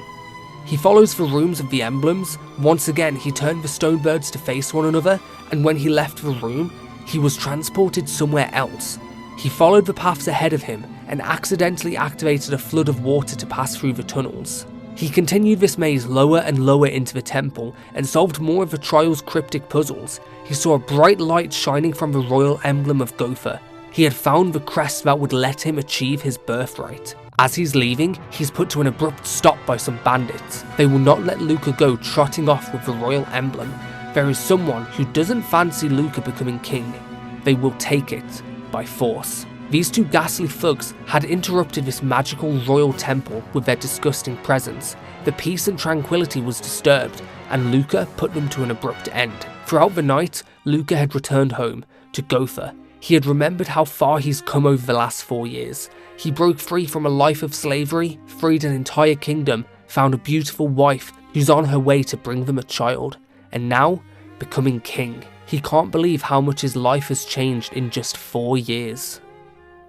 He visited Sancho, and Sancho says that back when his mother was captured, his father planned to leave Luca behind. But Luca kept crying unless his father was around, so he made the decision to bring him along. But with him there, they wouldn't know what might happen, so he made Sancho promise not to share that Luca is a prince. He expresses his deepest apologies for hiding it. He wishes Luca accepts the throne and becomes king, or else he doesn't know how he will face his father when he gets to heaven. Atop the fireplace in Sancho's home, Luca notices a painting, Pancras and himself as a young boy. Luca shares the good news with the king, who is so happy and relieved. He asks the Chancellor if he has any more objections to Luca taking the throne, a question he deems as unfair, as he was only trying to withstand tradition. As of this moment, Luca becomes the new king of Gotha. The rest of the citizens must be notified and a celebration ceremony is in order. The Chancellor will take care of it all. The king notices that having been against the whole situation in the first place, the Chancellor quickly changed his mind. Suddenly, a woman bursts into the room with an emergency. Lady Bianca is having the baby as they speak. This day would mark the day as the arrival of a new king and a new prince or princess. Bianca is doing the best she can to make sure the baby is brought into this world healthily. She utters between her frequent breaths her love for Luca. The nun and midwife send Luca downstairs to wait. and Sancho notices the resemblance of how Luca was born. The way he is waiting here is almost exactly the same as his father did. Lord Pancraz was so happy that day. Luca trots around the room in anxiety, with his monster friends still with him. He did not have time to prepare for this, he did not have time to rest or send his gang away. The moment he returned to the castle, this all happened so quickly. Suddenly, a child's screams can be heard. Bianca has given birth, not only to one, but 2 children, and she did a great job bringing these babies into the world. It was time to name the prince and princess of Gotha. They had decided for the prince to give him a name that resembles innate goodness, a name that signifies a good, kind and virtuous person, and decided to name him Bueno. For their new daughter, Princess of Gotha, they decided for a name that would resemble the heavens, for blessing both Luca and Bianca on the same day he would become king. Another good, virtuous name, and one to show their devotion to God. They had decided to name their daughter Faith. They hope when their children grow up, the world can be peaceful again. Bianca suddenly is overcome with tiredness, and she falls asleep. Overnight, news of the new King Luca and the birth of the twins spread throughout Gotha. The people were overjoyed to hear that King Pancraz's son was still alive, and they applauded the wise decision of King Ogeron, the decision of crowning the new king of Gotha, King Luca. Bianca and Luca wake up together, their first morning as parents. Today's also the big day for Luca's ceremony. His coronation as king. Bianca finds something a little strange. When she was a kid, she thought her parents had always been her mom and dad. But after this, she realizes just about everyone becomes a father or mother, and she wonders if they will be good parents to their children. Luca's ceremony promptly begins. King Ogeron makes his speech, handing over the throne to its rightful king.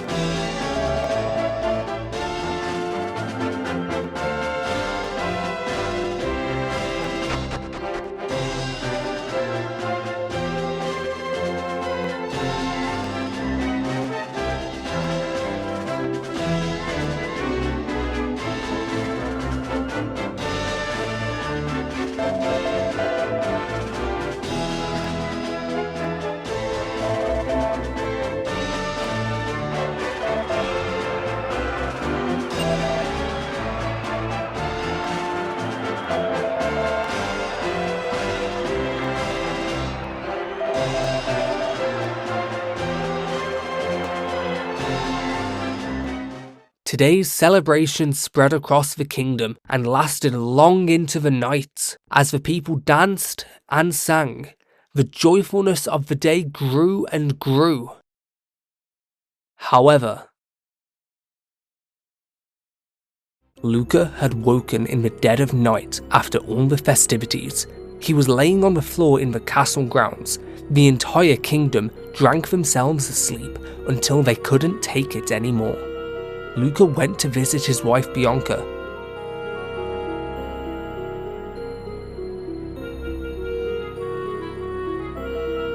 For some reason, he could not find her. Perhaps she went off for a walk, and Luca heard his newborn screaming. When he went back into the room, he was told his wife was kidnapped by monsters. The nurse quickly grabbed the babies and hid them under the bed, but she could do nothing for the queen. Sancho comes bursting into the room. When he found out what happened to Bianca, he can't help but exclaim how incomprehensible this is. It is almost like that inauspicious day 20 years ago, and he refuses to let this happen again. They gather a council together to discuss this at once. The monsters must have crept their way into the castle while everyone was sleeping. Queen Bianca sensed something was wrong, so she told the nurse to hide the twins. but at the same time, it's odd how nobody noticed the whole incident. A soldier makes a good point. It's possible somebody snuck a sleeping potion in the ale, and as he says this, Ogeron notices the Chancellor isn't present. Nobody has seen him, in fact. Luca deep down wants to search for Bianca at once, and Sancho knows this, since his father did the same, but Sancho pleads to leave the duties to the soldiers for the sake of his newborn babies. A magical dust forms around the two. The magic was coming from the heavenly Zenithian sword. Luca had given it to Sancho to take care of. Luca had begun investigating. He followed with the only lead he had, the Chancellor. He was acting strange ever since Luca returned to Gotha, and his sudden disappearance seemed strange. He investigated his room and found a strange pair of shoes that seemed magical. They had strange feathers on the side. Luca put them on out of curiosity, and he was instantly sent flying into the air, landing away in a strange location. He lands by a church and speaks to the first person he could find. All she spoke about was how she found a dead trumpeter monster nearby. It had such a calm face in death, almost as if the monster found God in its last moments. However, a nun had told Luca that recently she saw a bunch of monsters running off toward the northern mountains. She swears she even saw a human or two with them. There is a tower wedged in the northern mountains that's completely overrun with dangerous monsters. A tower that is said to have tales of an incredible treasure hidden somewhere. Two brothers are on search for this treasure, but the only treasure Luca searches for is his beloved wife. The tower was home to hordes of ghastly fiends that would jump out at Luca in a moment's notice. He and his monster gang would fend off for as long as they could in an attempt to reach the top of the tower. Monsters would guard each corridor and even disguise themselves as pots to blend in. It was evident to Luca that with this many monsters around so early on, something big was waiting for him. It took Luca all night to battle through this seemingly endless maze of a tower filled with spike and fire traps. He managed to lower the mechanical drawbridge and make his way to the very top, where he found the Chancellor dying on the ground. He regrets his actions. He believed he was able to take control of these monsters, and he was a fool to think so. And now, Gotha will soon be destroyed. Luca is exhausted by his efforts but is not going to give up for a second. The very top was being guarded by two of the strongest foes he had ever encountered. But surely this must be the end. He had defeated everything along his way, even the two guardians of the tower, and it was all worth it when he saw his wife was alive. Except this wasn't the end. She was being held captive. The Chancellor had planned to use Bianca to lure Luca away and overthrow his kingdom. Luca had ignored her captor in panic for her safety, which only irritated him, and Bianca got struck down by a bolt of lightning for Luca's disrespect. Luca looked at this monster with a sense of fear. Something inside of him shook looking at Con's face. Nevertheless, Luca battled onward for his life, determined to break her free. Luca's weakness and fear was overcoming him for the first time since his childhood. He felt hopeless. Even his days as a slave, he had a spark of hope inside of him. But now he felt empty. Neither he nor his monster party was even able to scratch Con. Con had declared himself invincible. Right here, Bianca rose up and jumped into the middle of the fight in order to protect her husband. A mysterious light shone forth from Bianca's body and shattered Con's magical barrier, leaving him vulnerable. Together, this blindsided Con, and they took him down right there.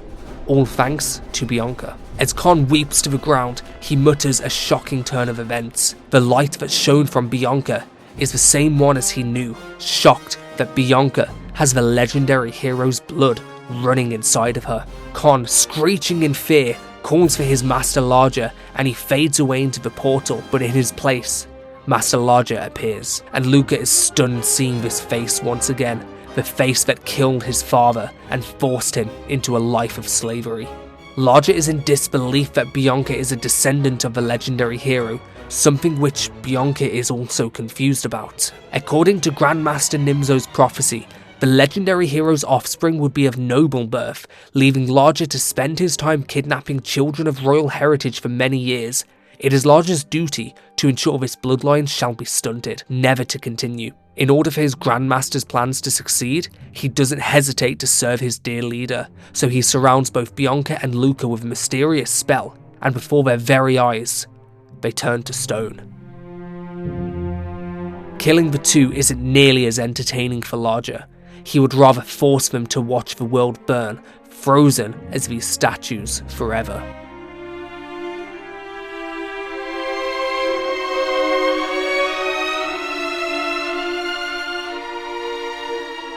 The two brothers searching for treasure managed to make their way through the tower. Now all the monsters had disappeared, and in the throne room, the only treasure they could find was two cold statues, almost lifelike in detail, and come up with a plan to sell such fine carvings, especially Bianca.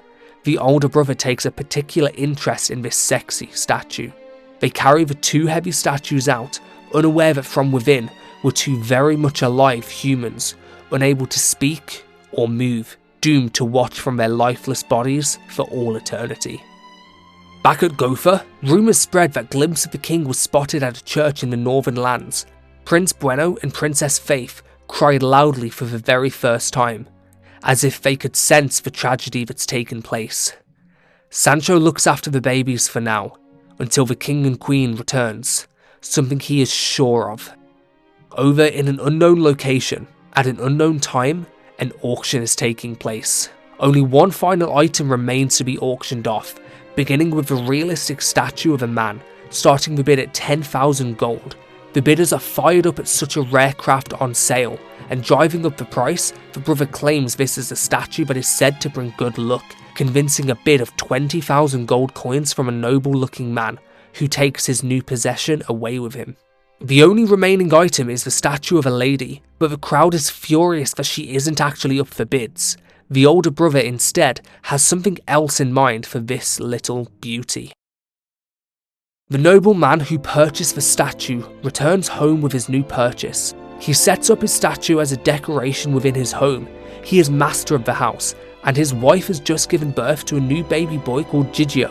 The master has decided to buy the statue to commemorate the birth of Gigio and to watch over the family to bring them good fortune.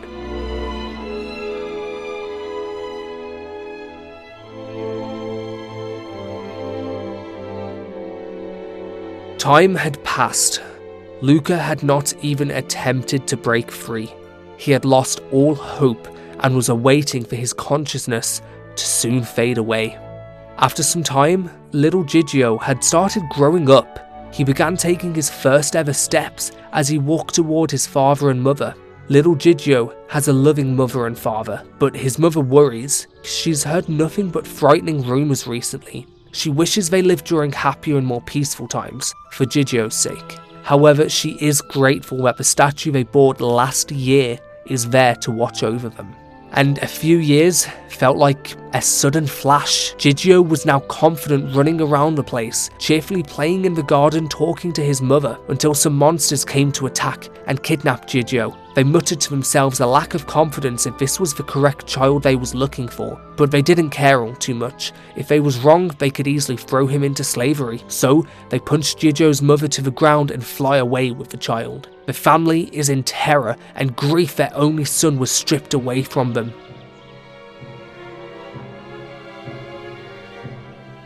One more month had passed since that day.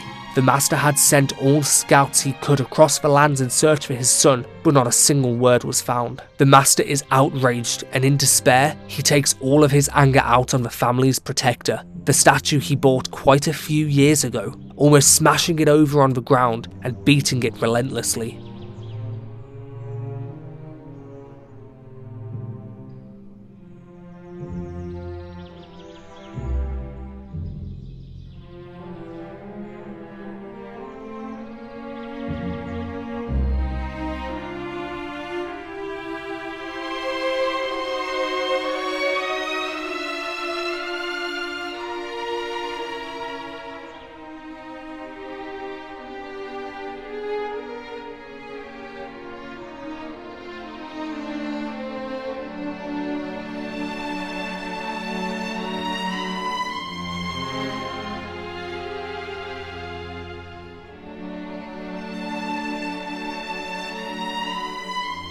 Time had flew by.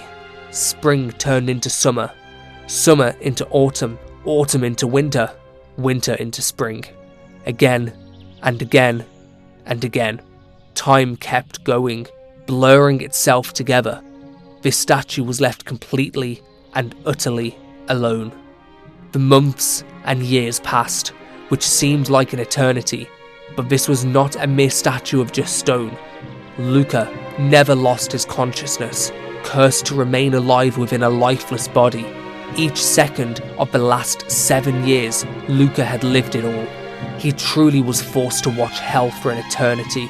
For the whole of little Gigio's life growing up, all Luca could think about each and every single day was his own 2 children, left alone, who have been deprived of a mother and father, stripped away of the loving embrace of their parents, doomed at any moment for the rising evil in the world to attack, leaving them helpless and in danger.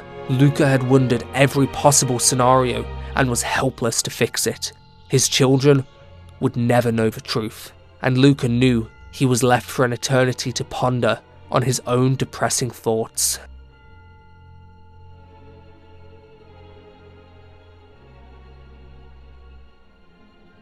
The master had visitors come to his house.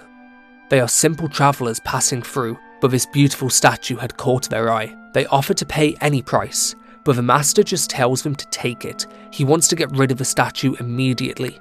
It's done nothing but curse his family. This man tells Princess Faith to get ready, and lifts her magical staff of Storos into the sky, summoning a strange light that surrounds the statue. Luca's petrified body was magically restored. The staff of Soros silently and mysteriously vanishes. The master is terrified they was able to bring the statue to life, but his screams get overshadowed by Sancho's tears of joy. At long last he had found King Luca. Luca adjusts into his body once again and recognizes Sancho, and then Sancho introduces the 2 children with him to their father. The kids are so happy to be meeting their father. They searched for so long and heard many stories about their mommy and daddy, but also the world is kind of in trouble. The children seem unfazed by danger, perhaps naivety or confidence, but now they claim it's time to find their mother so they can beat up all the bad guys and save the world. One of the cool things that Prince Bueno was excited to show his father, he can now wield the heavenly Zenithian sword, but unloading so much vital information onto Luca too quickly was giving him a headache. For now, they plan to return to Gotha to rest up, and Sancho readies Princess Faith as she casts the zoom spell, taking them far away. On this fateful day, the news of King Luca's rescue spread throughout the kingdom. The people were overjoyed as they embraced, cried and cheered for the return of the king. The celebrations took over Gotha that night, and then night faded into morning.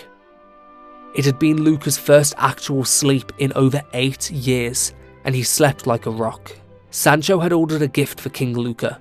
Back when Pancras married Queen Martha, their skilled craftsmen had made a pendant to commemorate the event. King Pancras wanted to put a picture of his beloved Queen Martha in the locket, but the queen was kidnapped before the artist ever had a chance to paint the portrait, so the locket remained empty all these years. Ever since Luca took the throne, Sancho had wanted to take the locket, but he thought if Luca saw it, he might take off suddenly and search for Queen Martha, and Sancho couldn't bear Luca to be in a dangerous situation like that. Now with the story told to Luca, he keeps hold of the locket. Luca's kids wait outside his room. They are too excited to get on their search for Queen Bianca. They beg their father to take them with him. They also heard what happened to Queen Martha long ago. They heard it from Sancho, that when Luca was a baby, King Pancras had taken Luca around the globe in search of a queen. Except this time, the children are more older than Luca was. They're ready to help with anything. Luca still hadn't had any time to process that his own son is able to wield the legendary heavenly sword. Prince Ogeron over the last 8 years had taken back the reins of the kingdom in Luca's absence, something he quickly passes back to Luca, nobly. But within the long search for Luca, they managed to find information regarding the birthplace of Luca's mother. Reports say it sits and still harbours some disdain for King Pancras. It's possible that Luca may wield some influence to them, being Lady Martha's son. Lady Martha's birthplace is in a nearby region just a little north of Gotha. Sancho is still having trouble referring to Luca as Your Highness rather than Little Master Luca. Old habits die hard.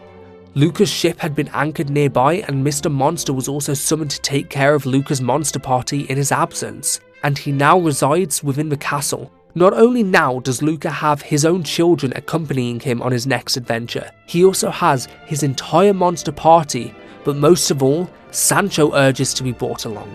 He may be getting on in years, but he can best anyone half his age.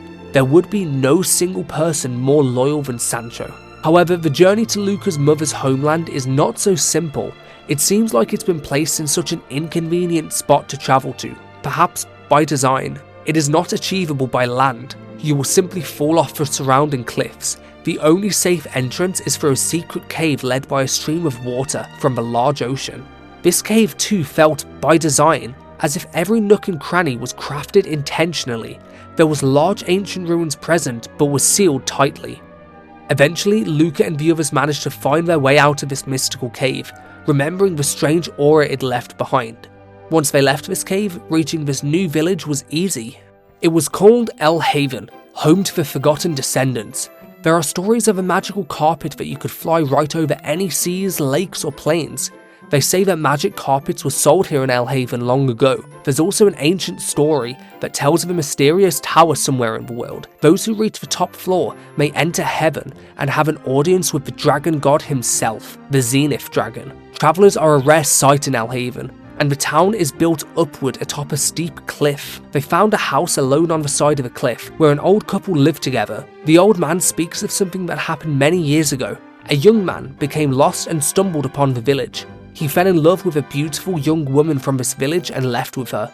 That girl's name was Martha, and he's certain the young man's name was Pancras. The people in town were opposed to one of their own leaving to become the bride of an outsider. When an old scholar hears that Luca is related to Martha, he shares tricks about magic keys and carpets. They're both located somewhere within the village. Luca should find them. Luca had also found a strange book resting on a bookshelf called The Will of My Dear Leader. It goes, "My dear leader is my one and only king and a sage among sages. Born as a mere man, he grew to become a god. Regretfully, he was lost to a great calamity and died before he could spread his wonderful teachings. But all is not lost, for our dear leader's will lives on. He still waits to rise from the bottom of the abyss. Not even the fabled legendary hero will stop his ascension." Finding this book here only worries Luca even more, since this was the dear leader that Larger had been working for, only making this story all the more terrifying. Luca met a great gopher craftsman that was supposed to meet Pancras a long time ago, before the king fell at the monster's hands. Now he waits in foolish denial and optimism that Pancras and Martha will both return soon. Luca thought the tips that the scholar gave him would come in handy, and hidden within a cave amongst the cliffs, Luca found a temple room with a magic carpet inside, and soon after, he had found the magic key locked away in a chest.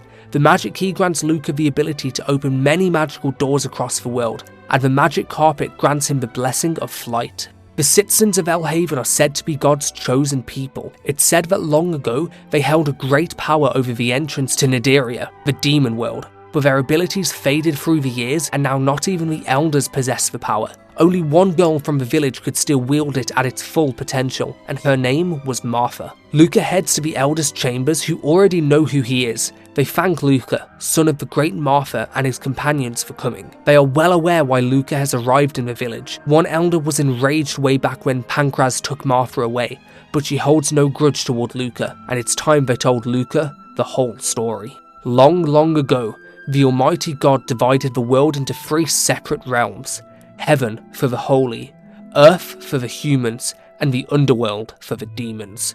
Thus assigned guardians to watch and protect the portals between the worlds. The people of El Haven were ordered to be those guardians. The people were said to be able to open and close the portal at will, but they lost their power as generations passed. Even now, they can't even open the door to the sea temple that's found in the northern waterway.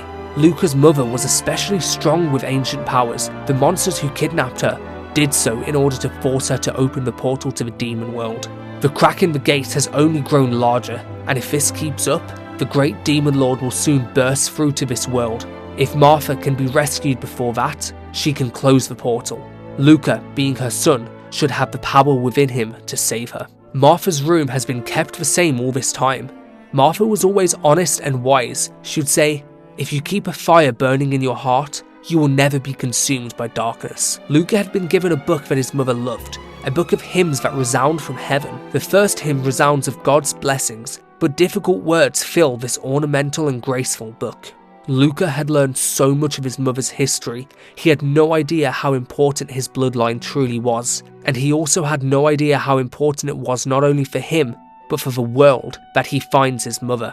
They had no clues on where to search. nothing except the one old man who spoke of that magical tower somewhere in the world that allowed you to speak to the dragon god. But unaware of its exact whereabouts, Luca had decided to kill two birds with one stone. He decided that he and his family were to search for clues around the world, but he also wanted to revisit the places that was important to him. He wanted to see how much had changed over the last 8 whole years.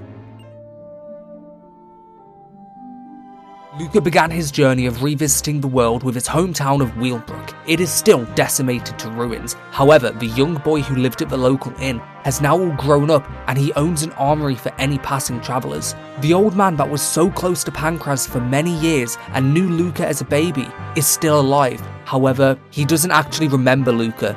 He's acting as if he's a mere stranger. There wasn't much left in Wheelbrook, so instead he checked out the nearby Al Kappa. The villagers have heard rumours saying the Demon Lord is on his way to this world, but the good news is you can be saved if you join the Followers of Light. But some people would rather live in ignorant bliss and carry on with their daily lives, in denial of the lingering threats. In the bar, a man tells a tale of the legendary hero.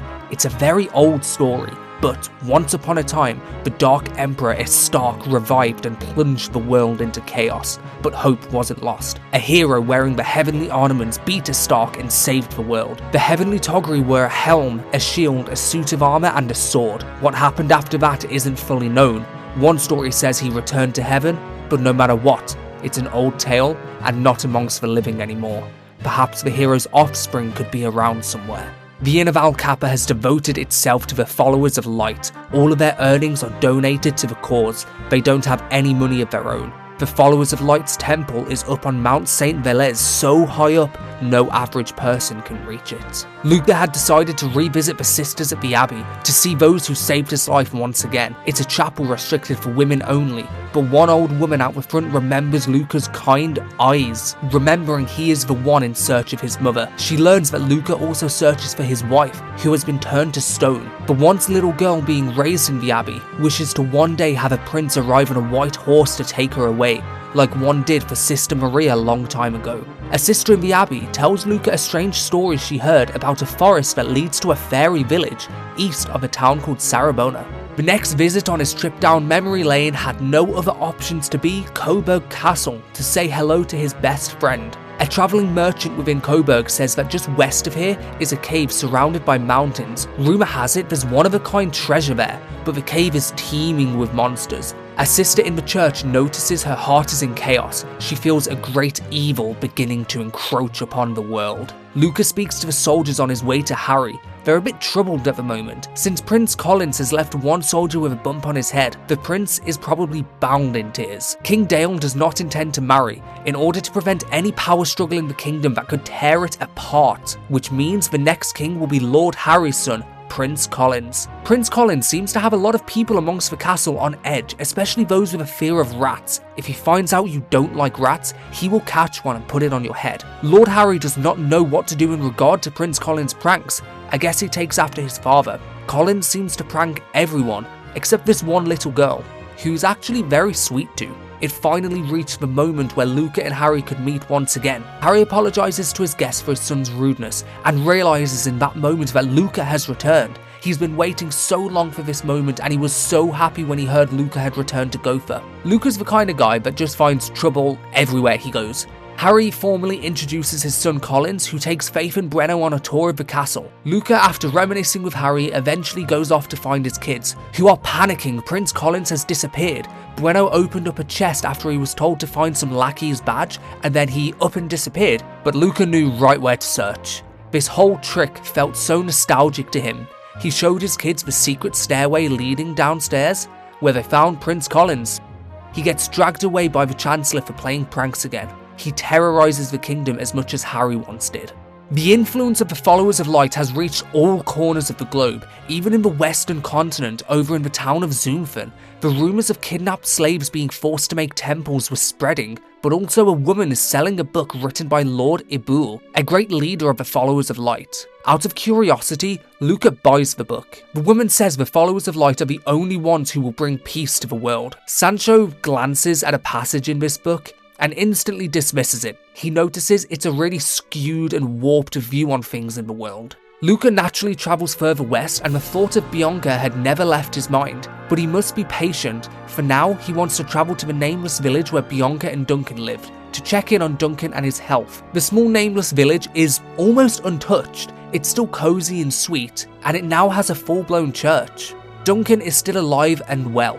He subtly scolds Luca for not visiting him for so many years, until he hears what happened. But despite everything, he chooses not to worry about his daughter Bianca. He has faith in his son to find her. And he notices the small children with Luca, and he learns that he's now a grandfather, and he sees himself within his grandchildren. He appreciated that Luca stopped by to check on his health, and Luca and the family take a ship for a few nights to travel down to the kingdom of Telpador. Luca remembering that Queen Isis currently has possession of the legendary helm, and she is waiting for the day the legendary hero shall arrive.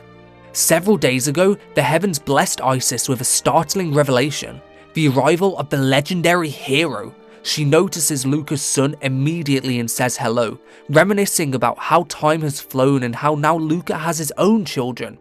But she senses something from Bueno, something overwhelming her. She urgently escorts the family to the shrine, and this may be what the startling revelation had predicted, and she needs to test for certain whether this boy is the legendary hero. The helm was passed over to Bueno, and when he put it on his head, it was too large for him. It didn't fit, yet magically, the heavenly helm slowly shrunk down to size, now fitting him perfectly, meaning the prophecy has been fulfilled. Only Prince Bueno can destroy the darkness and return balance to the world. The final stop on Luca's journey is onward south to Sarabona. As Luca enters the town, it's impossible to avoid the shouts from Mr. Ludman. Something is going down, something regarding the watchtower. He storms away and Luca finds Flora. He's greeted by Andy, who is now married to Flora, and they often reminisce about Luca's story in the good old days. Flora lives in complete happiness with Andy. She's truly in love, but something is bothering them lately. Mr. Ludman is acting peculiar recently. Sure, he's always been a little bit restless and furious, but this time is different. Maybe Mr. Ludman would open to Luca, as he's someone he trusts very highly. Mr. Ludman's wife is so happy to see that Luca has come to visit, but she's troubled. She says ever since a travelling merchant set up shop in town, her husband hasn't been well, but he won't say anything. Luca goes to investigate, and Mr. Ludman doesn't hesitate to open up to Luca. He says to listen closely. He seems urgent. The island west of the nameless village north of Sarabona, there's a small shrine on a tiny island. Inside the shrine, there's a single old jar. He needs Luca to examine the jar and report its colour back to him. It may seem silly, but if it turns out the shrine's jar is red, Luca must urgently hurry back. Being such an easy request, Luca takes the ship north to the shrine and sees the jar for himself. As he approaches, he watches the shrine's ground disappear beneath him and follows the mystical spiral staircase down to the bottom. He is shocked to see a bleeding crimson red aura emanating from the jar. Luca hurries back to report this to Mr. Ludman, who's waiting within the watchtower. He can tell by the expression on Luca's face, the jar was crimson red, which means they've run out of time. There's a terrifying beast sealed in that jar which is about to break free. 150 years ago, Mr. Ludman's great-great-great-great-great-grandfather sealed it inside the jar, but that seal will soon fade away, unleashing it upon the world once again. That demon will surely be out for blood and set his sights on Mr. Ludman, and soon after, the world.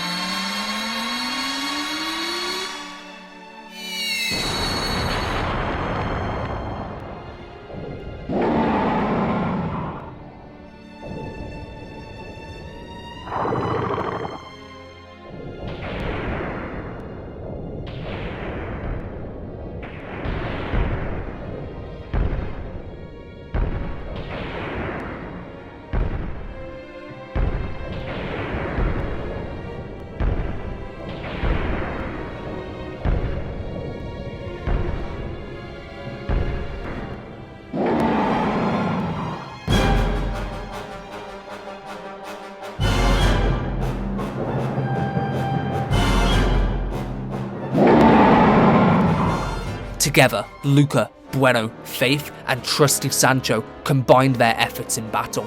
Luca and Bueno focused on healing, whilst Faith had sapped Bjorn countless times, making him more vulnerable to attacks. Sancho may not be the strongest, but he held to the backline, casting a buff on the group time and time again, ensuring their safety. Bjorn has a number of spells that weakened the family's spells and nearly killed them countless times.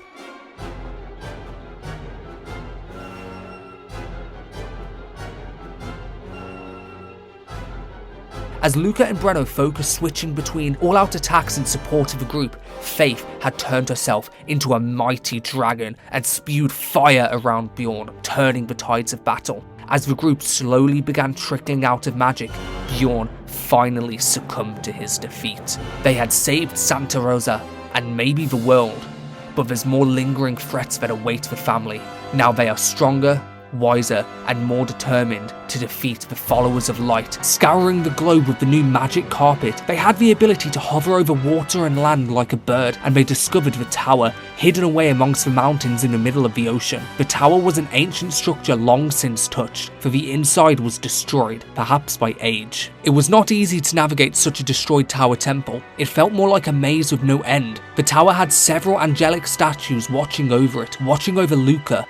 Eventually, they reached near the top of the tower and found a strange man with wings. He was shocked that anyone was left willing to climb the decrepit tower. For long ago, you used to be able to enter the heavenly Zenithian castle if you made it to the top of this tower, but now the castle is broken and dormant at the bottom of a lake. He says if Luca's heart is set on seeing heaven, then he must take the magma staff and use it to melt the rubble that blocks the cavern's path. With the magma staff in hand, the family searched unexplored areas, starting with the region northeast of their home of Gotha, nearby El Haven. Luca and the others thought it would make sense that any clues on the gateway to Zenithia would be nearby El Haven, the town dedicated to God, and they were correct.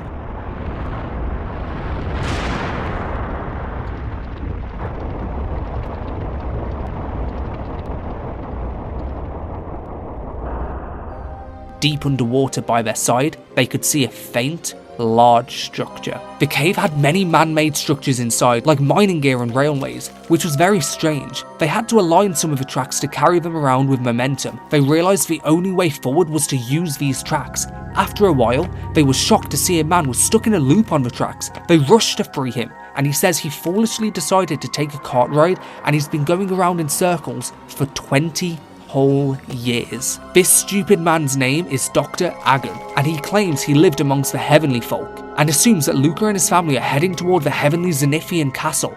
Dr. Agon is also heading that way, and he tags along. It took a long time to travel through these caves. The carts were out of order for so long, Luca spent several days learning them, and eventually he had stumbled across a steam-powered train that began pushing him faster and faster. Luca had lost all control and sat by, accepting whatever is about to happen.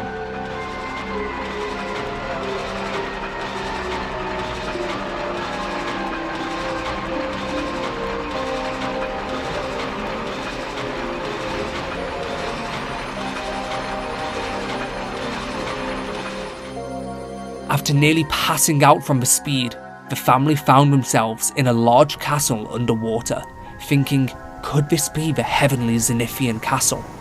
Dr. Agon is sad that the castle had fallen into the lake and now the entire thing is flooded. He can't figure out why the castle had fallen in the first place. His words confirm Luca's suspicions. This was the heavenly castle. There isn't a trace of anyone left, but Dr. Agon knew about a secret staircase behind the throne. The staircase led far down under the castle in what seemed like a trophy room. There was 2 pedestals with orbs on them, except one of the orbs had disappeared, the golden orb. Dr. Agon says a few years back, some meddlers caused a little trouble and dug this hole. The gold orb probably fell down there, and the castle couldn't remain with only one orb's power. Fortunately, some of the gold orb's aura remained on the pedestal, just enough to give them a clue on its exact whereabouts. He closed his eyes and focused his energy onto the pedestal, and he began seeing what befell the great heavenly castle.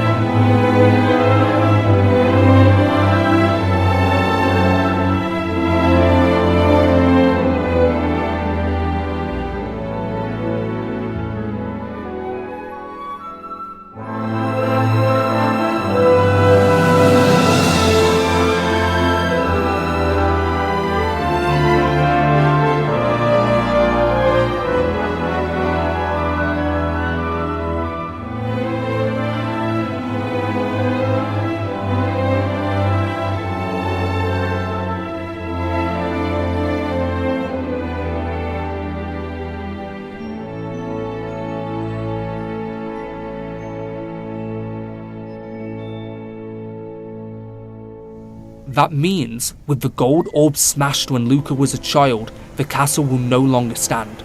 Dr. Agon tries to hold on to hope and thinks of a possible way. He is certain there was a legend that spoke of ancestors of the fairies creating both orbs. Maybe if they ask the Fairy Queen, the fairies can make another one. There is a forest somewhere in this world that can lead you to the fairy village. Luca remembers that recently he had stopped by the abbey and a nun told him she knew of a forest east of Sarabona that was home to the fairies, which is their next stop in their quest. It was a journey spread across multiple days, but they had found this mystical forest. There is a small home at its entrance where a dwarf and a woman live. They say this is the lost forest that's said to be the entrance to the fairy kingdom, but humans easily become lost. The woman claims she saw a fairy when she was a child, but only when she was a child. They began to navigate through the maze and Bueno spots something by the campfire, something nobody else can see. Bueno just talks to nothing, telling nothing it wants to go to the fairy kingdom. Bueno leads the family following nothing, except it wasn't nothing. Suddenly, lily pads appear across a mini lake into a temple with a teleporter to the fairy realm. The rest of the family could not see the fairies in the real world, for only special children are able to see them. The fairy village is flourishing. It's a home where humans, fairies, and monsters can live together, except they haven't had a human visitor for 20 years. And an old man realizes that Luca is the same boy that saved them 20 years ago. But also, both Bella and Lady Poen recognize Luca immediately, even after so many years. Luca had explained the situation to Lady Poen, and the time came to fulfill the favour she owes. And she hands Luca a horn. She cannot help, but the Queen of the Fairy Kingdom can.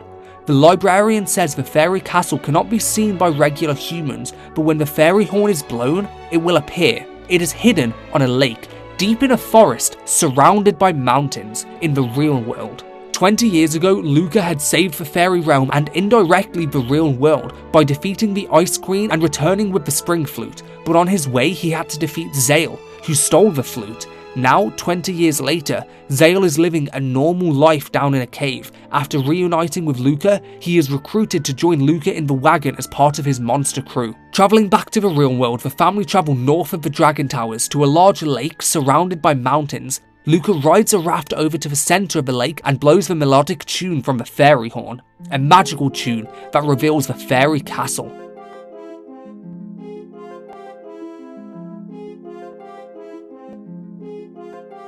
The fairies knew that Prince Bueno was the legendary hero. They knew it at the day of his birth. They was waiting for him. Lady Poen had already informed the Queen of the situation. The two orbs in the heavenly castle were in fact created by fairies. Unfortunately, they are not able to craft them again, but she offers a different solution. She hands Luca a glimmering orb. They did truly try to make a new orb, although they appear to be identical. This orb does not have the power to raise Heaven's castle, but Luca may be able to do it himself. The will of God is mysterious, since Luca carries the heavenly blood of the chosen ones of El Haven, and Bianca is a direct descendant of the heavenly folk.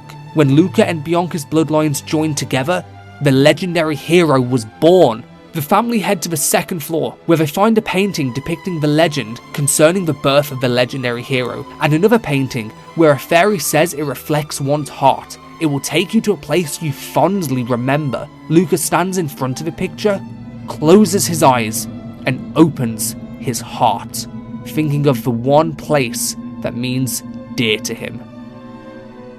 He opens his eyes, and suddenly Luca is magically teleported into Wheelbrook, except it's alive and well.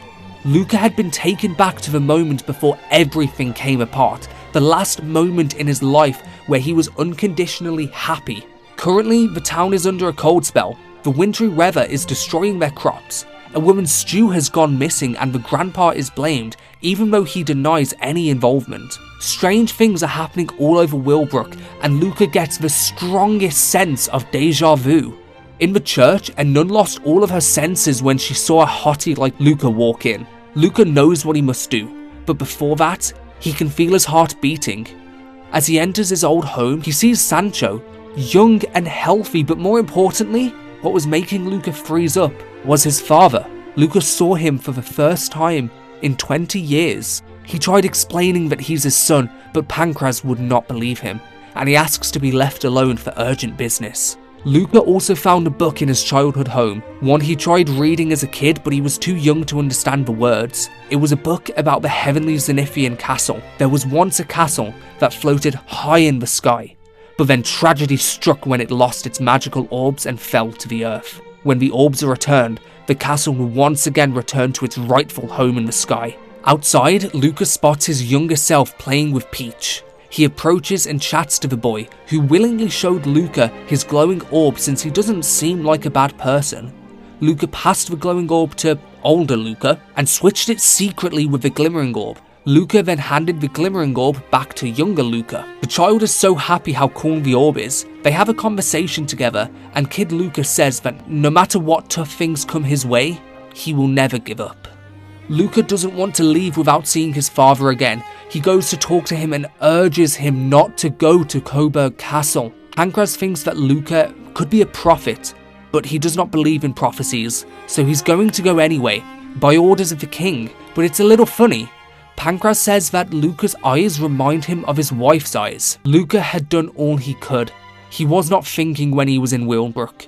All he cared about was saving his father's life, unaware that if he was successful, the future would not be as it seems. But he tried anyway. He tried and tried and tried again, but he had done all he could.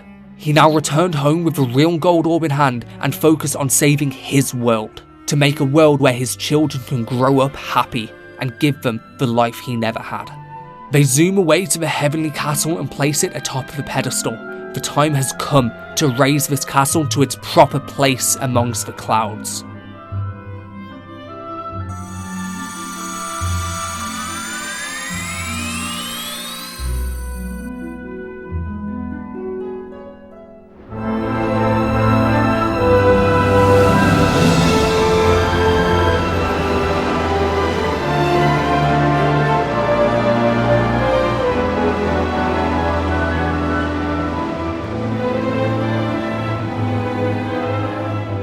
The castle had risen from the sunken depths of the lake, not high enough for Dr. Agon's liking, but still good enough.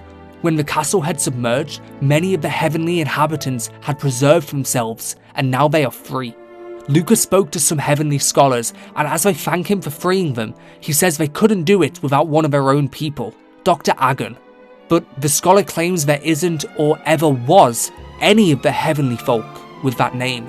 The heavenly folk served the Master Dragon, and they are taught that he watched over the world when it was still young and peaceful. Humans are usually fairly good creatures, despite their forms being strange without any wings. Nobody had expected the castle to fall after so many centuries. If it had remained in the sky, the world wouldn't be in the state it is now.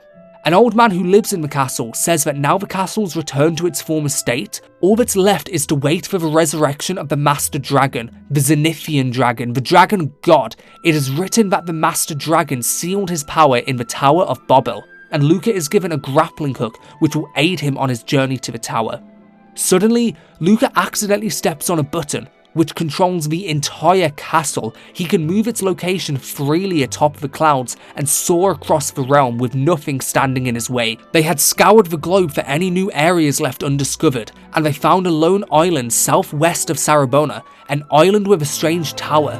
The door is locked and they climb the 1,000 steps to the very top and use the grappling hook to lower themselves. The tower was filled with strange ritualistic puzzles and strong monsters, but not strong enough. There is a nun on the floor dying. She utters the words, "Two unspeakable demons, the dragon's eyes," and she fades away from this world. The family explores this tower in search of these two unspeakable demons, and as they get lost within the deepest underground chambers, Luca comes face to face with Slon for the first time in 20 years. Slon had been informed of Luca by Larger, and they enter battle. When they last met, Luca was no match for Slon, merely an insect to him, but now the tides have turned. Not only is he proportionally 200 times stronger, he has his family by his side, a loyal, worthy protector who stands aside casting Kabuff on the party to ensure they're all protected, a magical sorcerer with various deadly spells, Princess Faith, and the fated legendary hero Prince Bueno. Slon was strong, insanely strong, Larger's #1 warrior, but he was not strong enough, for this was his final battle and his resting place. Slon was protecting a chest. Inside was the dragon's left eye. All that remained was the right eye, and the likely culprit along with Slon would be none other than Khan. Luca had an encounter with Khan 10 years ago, the same day he and Bianca was turned to stone, the very last day he ever saw his wife. They explored these deep caves more and found not Khan, instead was Larger. He was waiting patiently for the day he could see Luca again, so he could kill him with his bare hands. He lunges toward Luca and starts a battle that will decide the fate of the world. The last time Luca had seen Larger was when he was turned to stone and lost his wife, 10 years ago. He could do nothing to fight the spell. And before that, then, it was 20 years ago, the day his father died, and he died by Larger's hands. The family had never encountered such a tough opponent like Larger. They had combined all of their abilities to overcome him. He was immune to spells and immune to various different effects, forcing Faith into a support role. Her spells were rendered useless. Both she and Sancho had focused efforts on reflecting spells away from the group, as well as insulating their bodies to protect from magical abilities and casting spells to make the group's attacks deadlier. However, both Luca and Bueno's spells were rendered useless against Larger, forcing them to focus on full frontal physical attacks. Larger had attacked so quickly that the group could hardly keep up, attacking with twice as much speed. Larger had first defeated Sancho. Next was Luca. Only the children had remained. The time was running out for the children and the end was near, but they banded together and unleashed their strength onto Larger, with Faith getting the finishing blow. She was able to defeat her father's sworn enemy in his place to avenge her grandfather and her mother. Larger begins to cower in their strength and chuckles at their shocked expression. He was merely playing with them. They are foolish to face him with their abilities in a location such as this, but he says it doesn't even matter. He missed his chance. Luca may be down, but he can hear Larger's words. He regrets not killing Luca that day he burned Pancras to ashes. Larger must leave now, and no matter how strong Luca or the others get, they will never defeat him. Now he goes to report his findings to Grandmaster Nimzo. As Larger faded away, behind him was a chest with the dragon's right eye. Bueno healed his father right up and Sancho too, and together, with the two dragon eyes, they placed them into the large statue in the middle of the dragon tower, revealing its open mouth. This passage had led the way to the dragon staff, and close by was another room centered with a pale but shining orb that gives off a strong aura. Luca had found the dragon orb. They returned to the heavenly castle to show everyone what they found, and Luca came at just the right time. A suspicious man has been lurking around the castle. He claims his name is Dr. Agon and that he's one of the heavenly folk, but they say no one with his name has ever been among them in history. But Dr. Agon has been waiting for Luca, who's brought along the dragon orb, and he pleads for Luca to hand it over, and the power begins to surge through his entire body.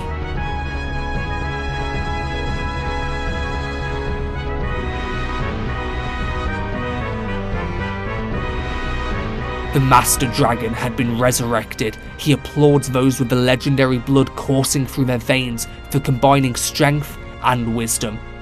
While he walked the earth as a human, he saw peace has once again been denied to the world. The portal to the demon world grows larger and larger, and its diabolical king seeks entry into the realm. The Master Dragon is certain that the legendary hero is capable of preventing that from occurring. For all is not lost, and he will lend his power. He handed over a heavenly bell. When the Master Dragon's presence is needed, the bell will summon him to their aid, and they can travel freely across the skies. Sooner or later, they would come face to face with the Demon Lord. Now, with the Dragon God on their side, they had nothing to stop them from reaching the top of Mount Velez, where before now, no human could reach. Upon arrival, the family witnessed with their own two eyes the fruits of the enslaved labour. The followers of Light's temple was completed and their sacrifice was near. The presence of the family is at first ignored, for the dear leader's sermon is beginning and all devotees' attention is grasped by it. However, a guard notices that Luca's soul has not yet been taken from his body. He notices this from staring into his eyes and attacks on sight. The dragon soldiers stood no chance. Some devotees say the oddest things: praise to the bishop, praise to Lady Martha. The family snuck into the sermon and had no words for what they found. Luca had no words for what was in front of his eyes. He saw his wife, still turned to stone, standing behind the dear leader. The dear leader introduces herself to Luca as Martha. For the first time in Luca's life, he stands before his mother. She's longed for him dearly, and now she serves the great leader Ebul. Seeing Luca once again makes her think back on her life and realizes her late husband had bored her, which leads her to something very important to discuss. She asks Luca to promise to renounce his throne to serve only Lord Ebul and join his mother. Luca had no intention of doing this, but the fact his mother was asking the question, he longed to stay close to her and lied. He told her what she wanted to hear. Luca had imagined this moment 1,000 times in his head. He had not imagined it would feel like this. Martha bestows a blessing onto Luca before meeting with the Lord Ebul, and he becomes cursed along with Bueno, Faith, and Sancho. The monotone hums of the cult's followers were drawn out by an intense laughter, proclaiming that it is done, and that Luca's pitiful mother is no longer part of this world. Martha transforms into the loyal servant of Lord Ebul, the Bishop Ramada, who wants to steal the family's souls, just like he has done with all the other cretins. Bishop Ramada was a giant cyclops of sheer strength. Meanwhile, Luca and the family had not yet fully recovered from their confrontation with Larger, but they persisted. Bueno had no magical stamina and focused on full attacks. The healing was scarce. Luca held back to protect his children with Sancho, and eventually they overcame the bishop thanks to Faith, transforming into the mighty fiery dragon and holding off Ramada. In his final words, he praises Lord Ebul. All of a sudden, the devotees of the Followers of Light here at the temple, the slaves who built its walls and floors, suddenly regained their consciousness. Confused and dazed about what had happened, they say the statue of Bianca was placed here, and it was said that as long as it remained, it would prevent the birth of a legendary hero. Luca spots young Gigio in the crowd, who thought that Luca resembled the statue his parents brought him when he was just a baby, and he feels a sense of urgency to return himself back home.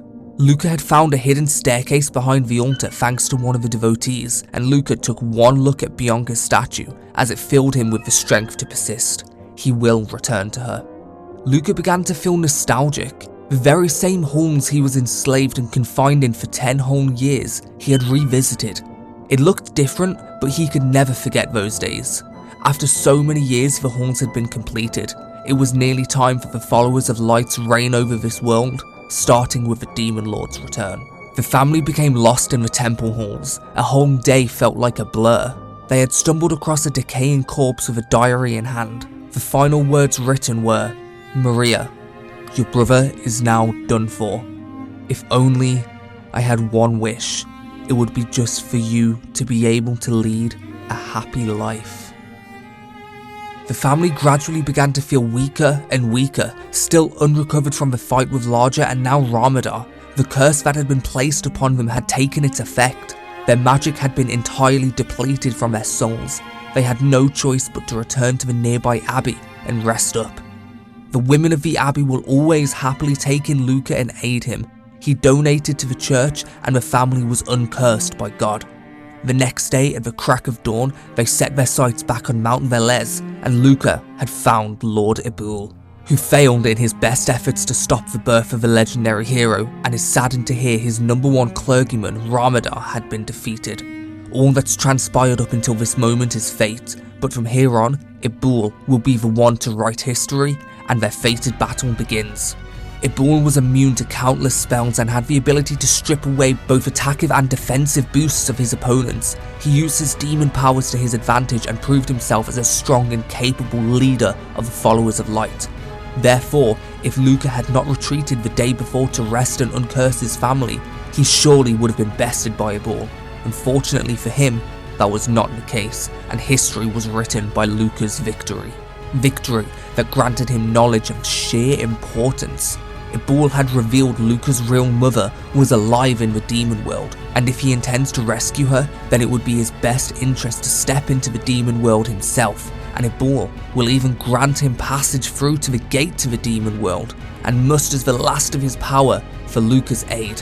As the light shone upon him, his powers were abruptly cut off, and Larger had appeared over his shoulder, mocking him for his confidence as leader of the Followers of Light, unaware he was just a pawn to collect gullible humans as a figurehead priest.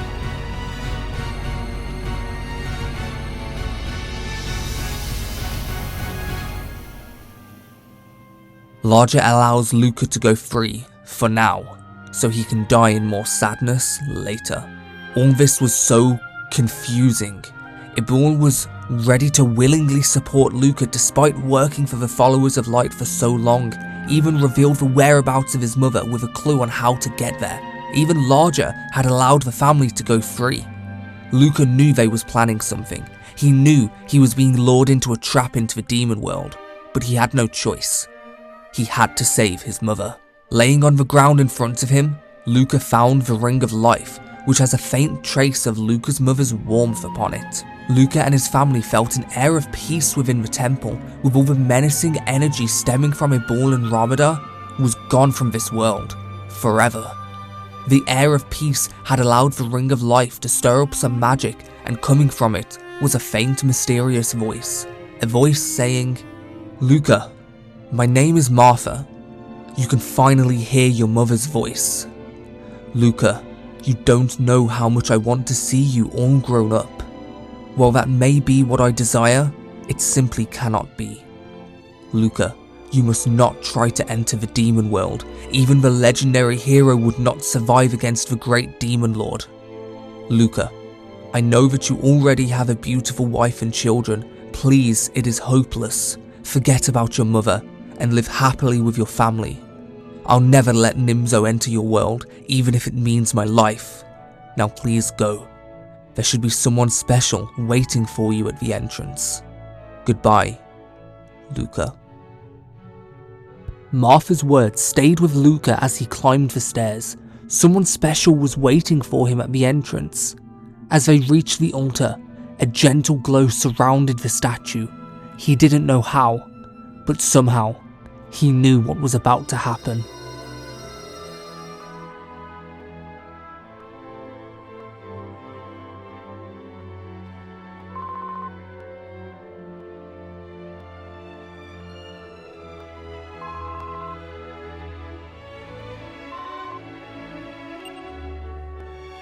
After nearly 10 years, Bianca was standing in front of him, alive. Luca had imagined this moment across years of silence. He had not imagined it would feel this simple, and they returned home to Gotha with their long-lost queen. Bianca never forgot about Bueno and Faith, and she feels so loved that Luca had searched all over the world for her. She's truly sorry she's been absent from her children's lives, but the kids are just too excited to finally see their mother. Sir Ogeron calls for King Luca to discuss his intentions to venture into the darkness of the demon world. Ogeron wishes Luca would honour what Martha told him. However, Luca ignored this, and also his family ignored this. Bueno knew that he was the legendary hero, and his purpose was to free the world from evil. Bianca had no preference what Luca would do. She just wanted to accompany him.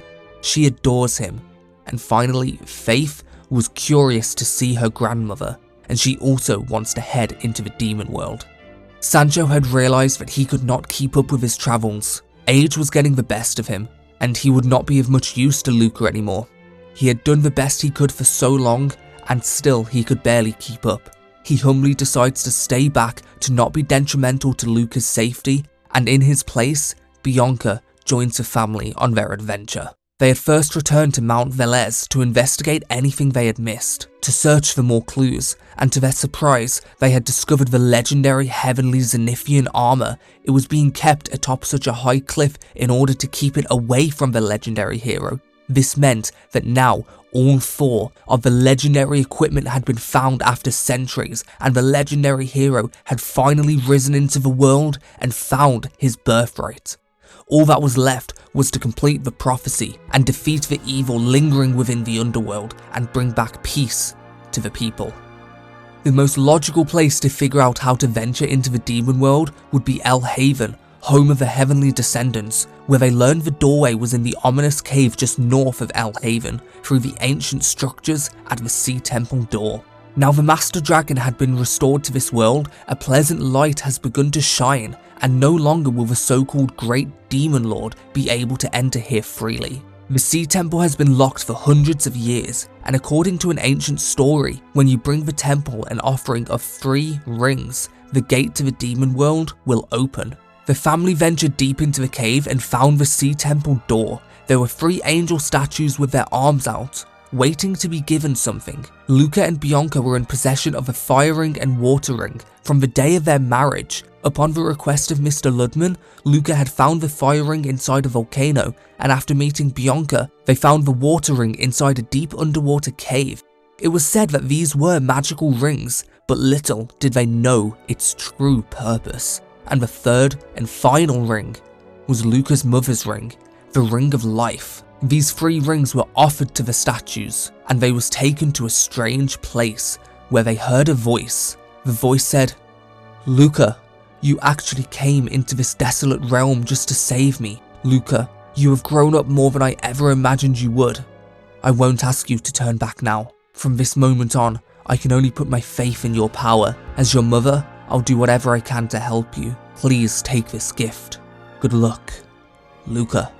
A sparkling stone had dropped from above Luca's head. He had found the Sage's Stone. Now they had successfully entered the demon realm. Luca had one sight on his mind.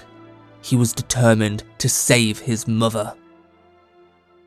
Amongst this wretched wasteland was a thriving town amongst the top of rocky cliffs.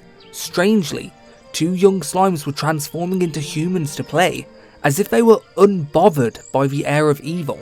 Luca explored and checked out the inn. He found some terrible handwriting on the back cover of a book. It says, "Please come back to your home soon." The town is Johanna, the only town in the entire demon world. It has an inn, armory, weapon shop, monster tamer, bank, item shop, and even a bar. Some monsters have mastered the power to transform into humans and live a more peaceful life, but drinking liquor can nullify this. This whole time, Martha has been suppressing the Great Demon Lord, but her life force is gradually growing weaker. Monsters who do drink end up like the weirdo running the wheels, and the weirdo asks Luca if he regrets anything in his life, and hands him a scroll of Johanna's history to help him. There used to be many people who aspired to be gods, yet their souls were corrupted beyond repair. They lost their humanity and became demons. The people of El Haven were chosen to purify these evil souls, but some tainted blood runs too thick. Legends speak of one who was so far gone he couldn't be saved, so he was sealed away before any more mayhem was caused. When Luca picked up the forbidden scroll of Johanna, he saw a chilling picture book depicting the humans being changed into monsters. All humans here were once monsters. During those times, every day was filled with fights and continuous betrayals. But now, thanks to Martha, their mind and body have been completely changed. For example, this guy is really fat. The water that surrounds this town is holy water, brought from the surface by Martha herself. She is this town's saviour. But the Great Demon Lord lives nearby, north inside of Mount Evil. He is a being with no equal and would never bow to the fabled legendary hero. And they set off toward Mount Evil. Ahead of them were the most devilish monsters the group had ever seen. The demon world was a terrifying sight even for the legendary hero. All of the world's evil was manifested into these lands. Within some mountains, they had found what was once the grand prison of the underworld. Luca found a book called A Treatise on Meditation. It says, "There is no man or beast in this world that could ever revel in my defeat. Deep down in the depths of the earth, my body rests in eternal meditation." and they had heard a rumour of a cursed whistle somewhere amongst the underworld. The Demon Lord is not an omnipotent god, but there is a rumour he was human long ago. Mount Evil stood there, menacingly, radiating satanic evil. The legendary hero and his family did not hesitate to enter. They put their fear aside and knew what had to be done.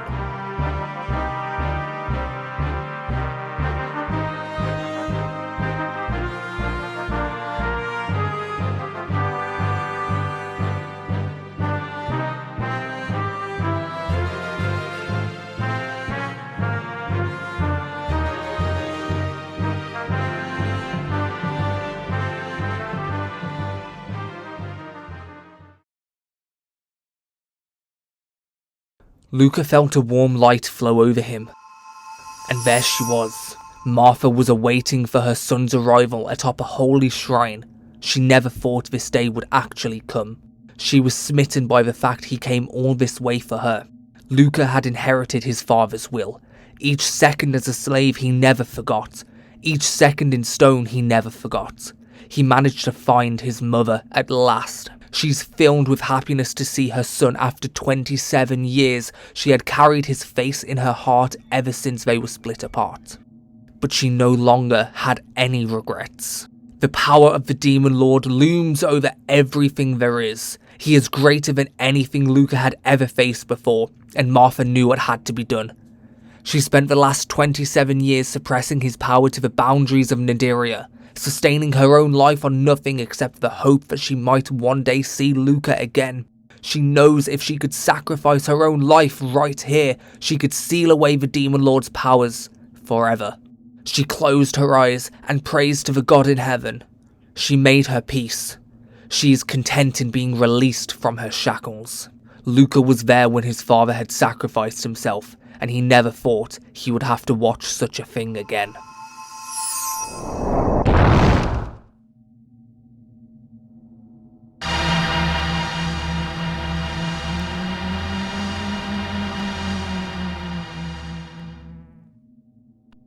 Larger needs Martha to keep the doors open for the great Demon Lord and can't allow her to be sacrificed. He finds it so humorous to see the so-called feelings that parents have for their little brats.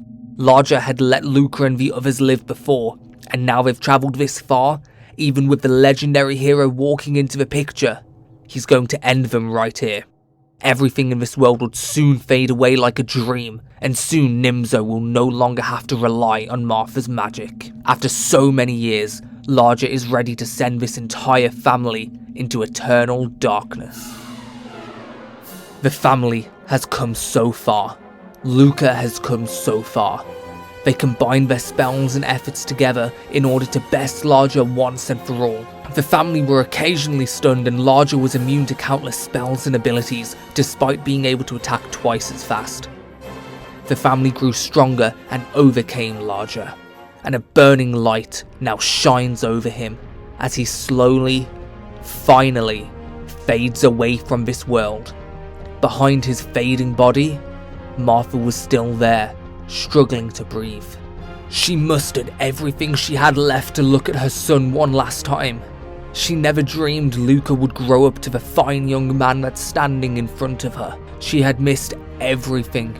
His first steps, his childhood, the years of slavery she could do nothing to prevent. But his wedding, his coronation, the birth of his children, every ordinary and extraordinary day of his life, she'd missed it all.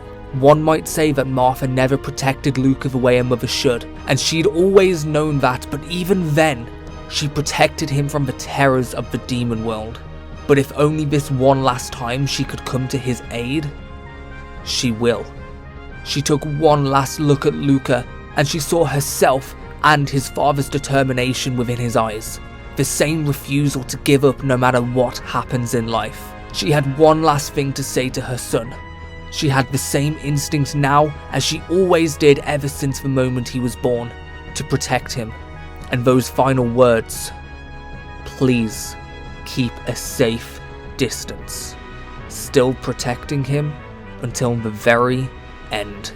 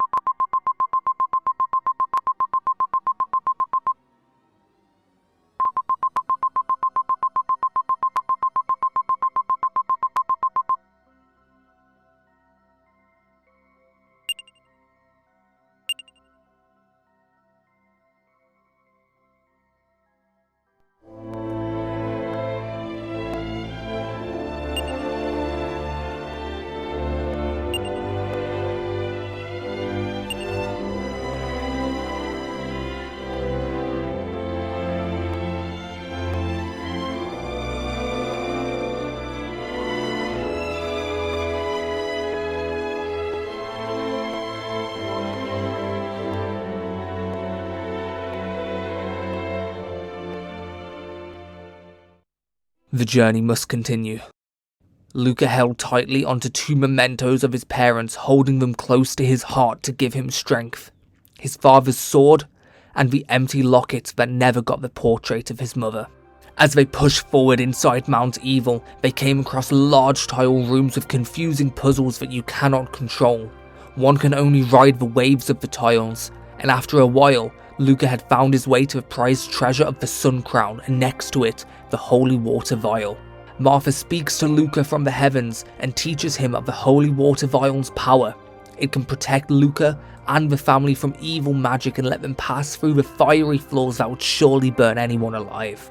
The following rooms were just as puzzling, filled with trapdoors and open spaces with no clear path. It had seemed as if somebody did not want Luca to progress any further, and the family had this distinct feeling as if they was being watched. They had found a strange contraption which was the cursed whistle they had heard about in the prison, except when you blow it, it shouts a shrieking sound. The next few hours were spent in one single moving room, a room so complex it would make any average person go crazy. One door had stared at Luca for hours, but he could not reach it unless he solved the puzzle. He had to move each room around in order to create a passage for himself, and after this mental challenge, he persisted through, past the gusts of darkness that surrounded the mountain's crevices, further into the ancient temple room, seemingly left untouched for centuries, where a chest was centered with an aura of importance. As Luca was lured toward the chest, a statue lunged toward him and split in 2, ambushing the group. Ultimately, the ambush was a failure. They stood no chance compared to the legendary hero and his family. Beyond the ancient temple room, the world as Luca knew it ceased to exist. Rocks crumbled and floated above the sky in a burning deep orange and purple, a horizon that looked less like a sky and more like the last light of a dying world. It truly was a realm that existed beyond everything Luca had ever known, and standing at its heart, patiently, staring at the family, was the Demon Lord. Nimzo believes that he was the one chosen by fate. He is the king of the demon world, king of kings. After what seemed like an eternity, he at long last has become a god.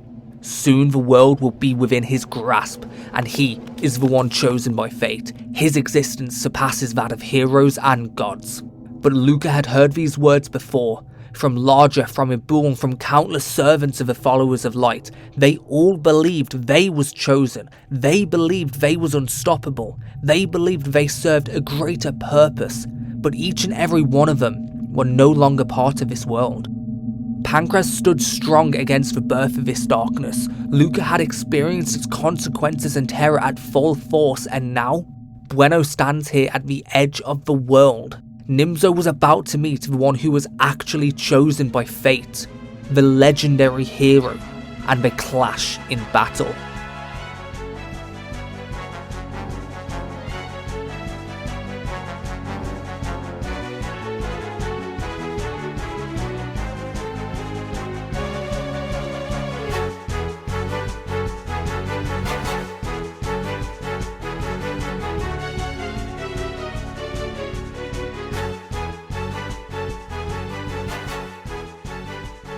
Nimzo had fallen and hope was restored to the world.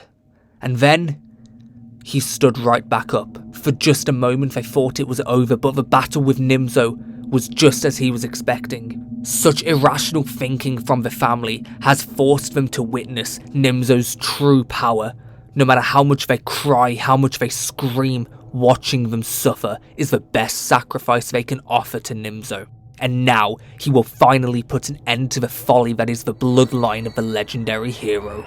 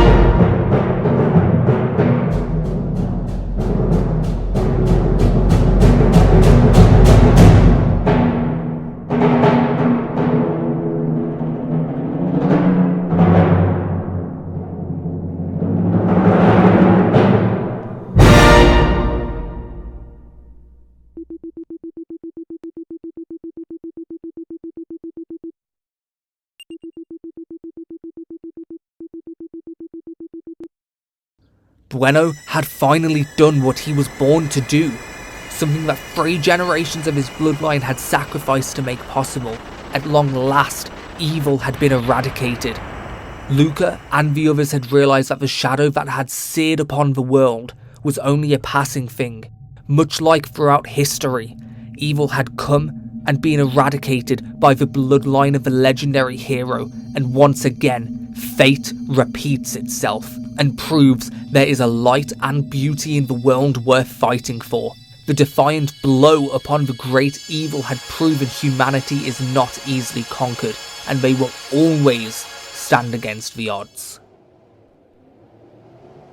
By the name of Master Dragon, from my domain, I observe all that occurs in the human world below. Legendary hero Bueno, your father Luca, and your heroic family. Your brave sacrifices brought peace to the world once again. I thank you from the bottom of my heart.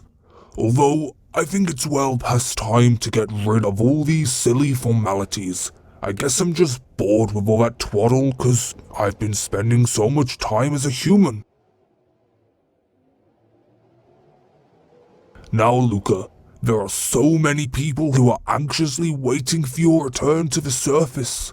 As a favor, I will be glad to escort you to each and every one.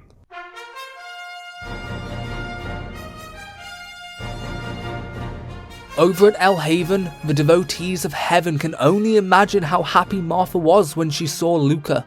They're so proud of him. Martha will certainly live on forever in their hearts. They used to cherish Lady Martha so much that they imprisoned her in her prayer room. They never understood how much Lord Pancras had ignited the fire in Lady Martha's heart. They're thankful from the bottom of their hearts for everything Pancras had done.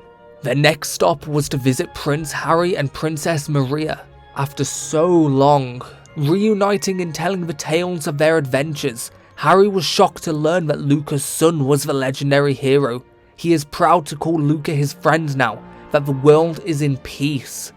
They have known each other for such a long time, and he hopes that they continue in the years to come. Luca shared with Maria what he had found within the temple of Saint Verres, her brother's last words which he wrote on paper. But since the world is at peace, her brother did not die in vain. Now, he is resting in peace. Next, they soar back to Luca's hometown, not Gotha, but Wheelbrook. The sister in the church had remained there all this time, ever since Luca was just a baby. That fateful day when Luca left with Pancras, she remembers it like it was yesterday. There is no better gift than the gift of world peace. A gift that is almost quite as good was seeing Wheelbrook rebuilt back to its former glory, a thriving, happy town. Luca's home was rebuilt, and a scholar who admires both Luca and Pancras chose to live there. And he becomes a shocked fanboy once he realises Luca was standing in front of him. A wife has just finished cooking, but it's all disappeared, and she blames Grandpa. Except this time the Grandpa did eat all of their food.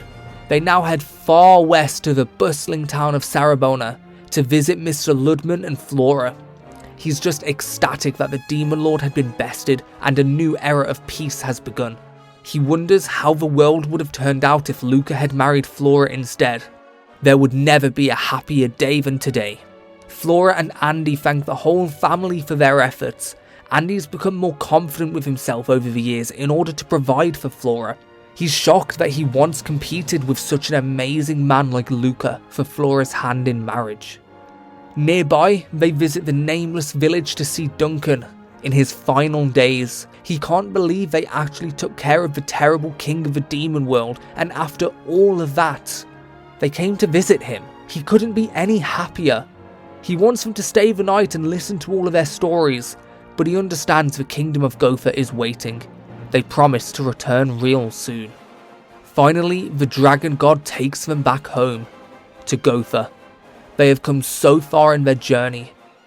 As they enter Gotha, the kingdom is celebrating with a feast in the halls. Even Dr. Agon had turned into a human to partake in the festivities. He quite enjoys being human.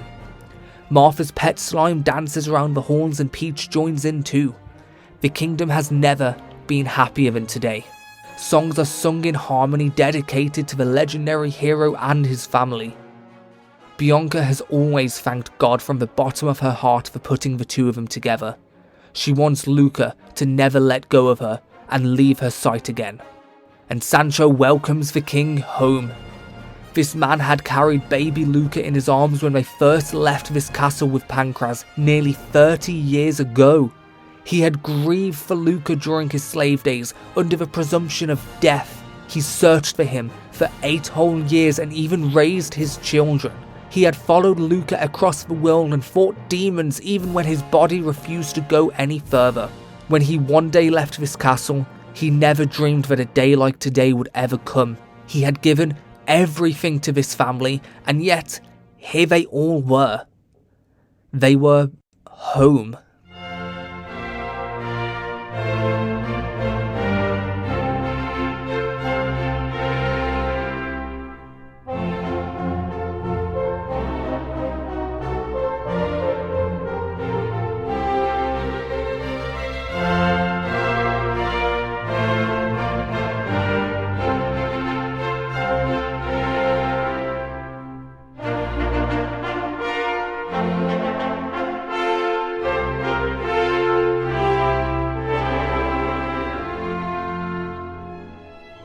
Luca's long story has come to a close.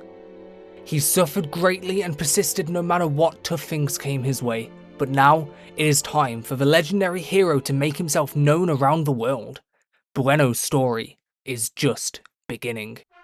As Bueno leads the family around the world, they learn that even though it may be saved, monsters still lurk. One woman's family was eaten and she is now all alone, begging for them to be killed. Bueno may only be young, but he understands the importance of why he was born, why he was sent to Earth as the legendary hero. Even if the people of the world may not know it, he knows he must do all he can to live up to the goddess and protect those who need protecting. Despite the leaders of the followers of light being eradicated from the world, the damage they had inflicted still lives true. People still believe and have faith of the cause. They believe the lies that the goddess is the true leader of the followers of light. They still believe that they will be saved when the world comes to an end. And the first quest that Bueno must embark on is to find the devil Estark and rid him once and for all. He may have been defeated centuries ago, but his presence remains. Rumours spread of this ancient evil that was bested centuries ago by the legendary hero, and he's now been revived. And the new young hero must repeat history and vanquish it. There was a tale about the legendary hero of old. An old man tells this tale in the bar of Al Kappa. Once upon a time, the Dark Emperor Estark was revived and plunged the world into chaos. But hope wasn't lost. A hero wearing his heavenly ornaments beat Estark and saved the world. But what happened to the hero after that? Well, one story says he returned up to heaven, but nothing else is known. It's an old tale, but it is believed that no matter what, he or she is amongst the living. If the hero had any offspring, they could be around somewhere. This man was not aware who he was talking to, but Estark is the ancient demon king of Naderia. He is who Nimzo preceded, and Estark somewhere is in a deep slumber trying to remember who or what he is. It's up to Bueno to save the world again. So, the family venture through the gate into hell. At the entrance of Mount Evil lays a poisonous swamp. Secretly hidden inside was an ancient dungeon, a resting place where Bueno found a restoration orb and much more that maybe he was not ready for. Whatever lied deep in the dungeon wanted to be left alone. There was treacherous obstructions and a deadly maze designed purely to keep people away. And then, Bueno was lost. The dark maze had no way to see where to go, and the family was stuck there. Possibly forever. But they never gave up. Being locked in this dungeon gave them more reason to persist. They reached the lower floors, which only became increasingly more psychotic. Any regular human would be driven crazy, except they had found the Metal King armor, said to be the strongest, most sturdiest metal in existence, forged into a reliable armor. Eventually, they had reached the deepest fires of hell, and standing in the middle was Satan himself, Estark, in a deep slumber. He wakes as Bueno approaches him. Right now, All he can recall is his one name, no knowledge of his own sense of evil or righteousness. Upon learning Bueno and the family arrive to vanquish him, he prepares to slaughter them. The deepest pits of hell had Mount Evil, and that turned into Nimzo's resting place. However, much lower, deeper into the pits of hell was the ultimate satanic evil, Estark, and Bueno would make sure that right here was his eternal resting place.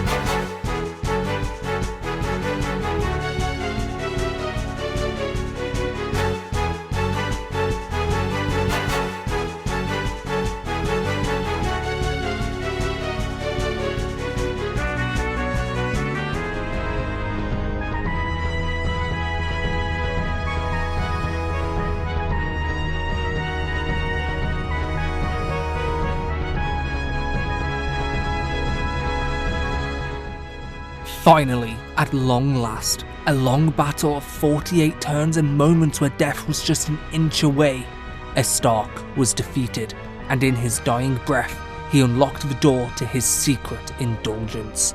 He fades away into the air and returns to his eternal slumber. Satan's secret indulgence could tempt any man into its grasp, and this was Bueno's first exposure into the world of gambling. And so, Bueno's life as the legendary hero begins. For now, he and his family return home to Gotha and live happily ever after for the rest of their days.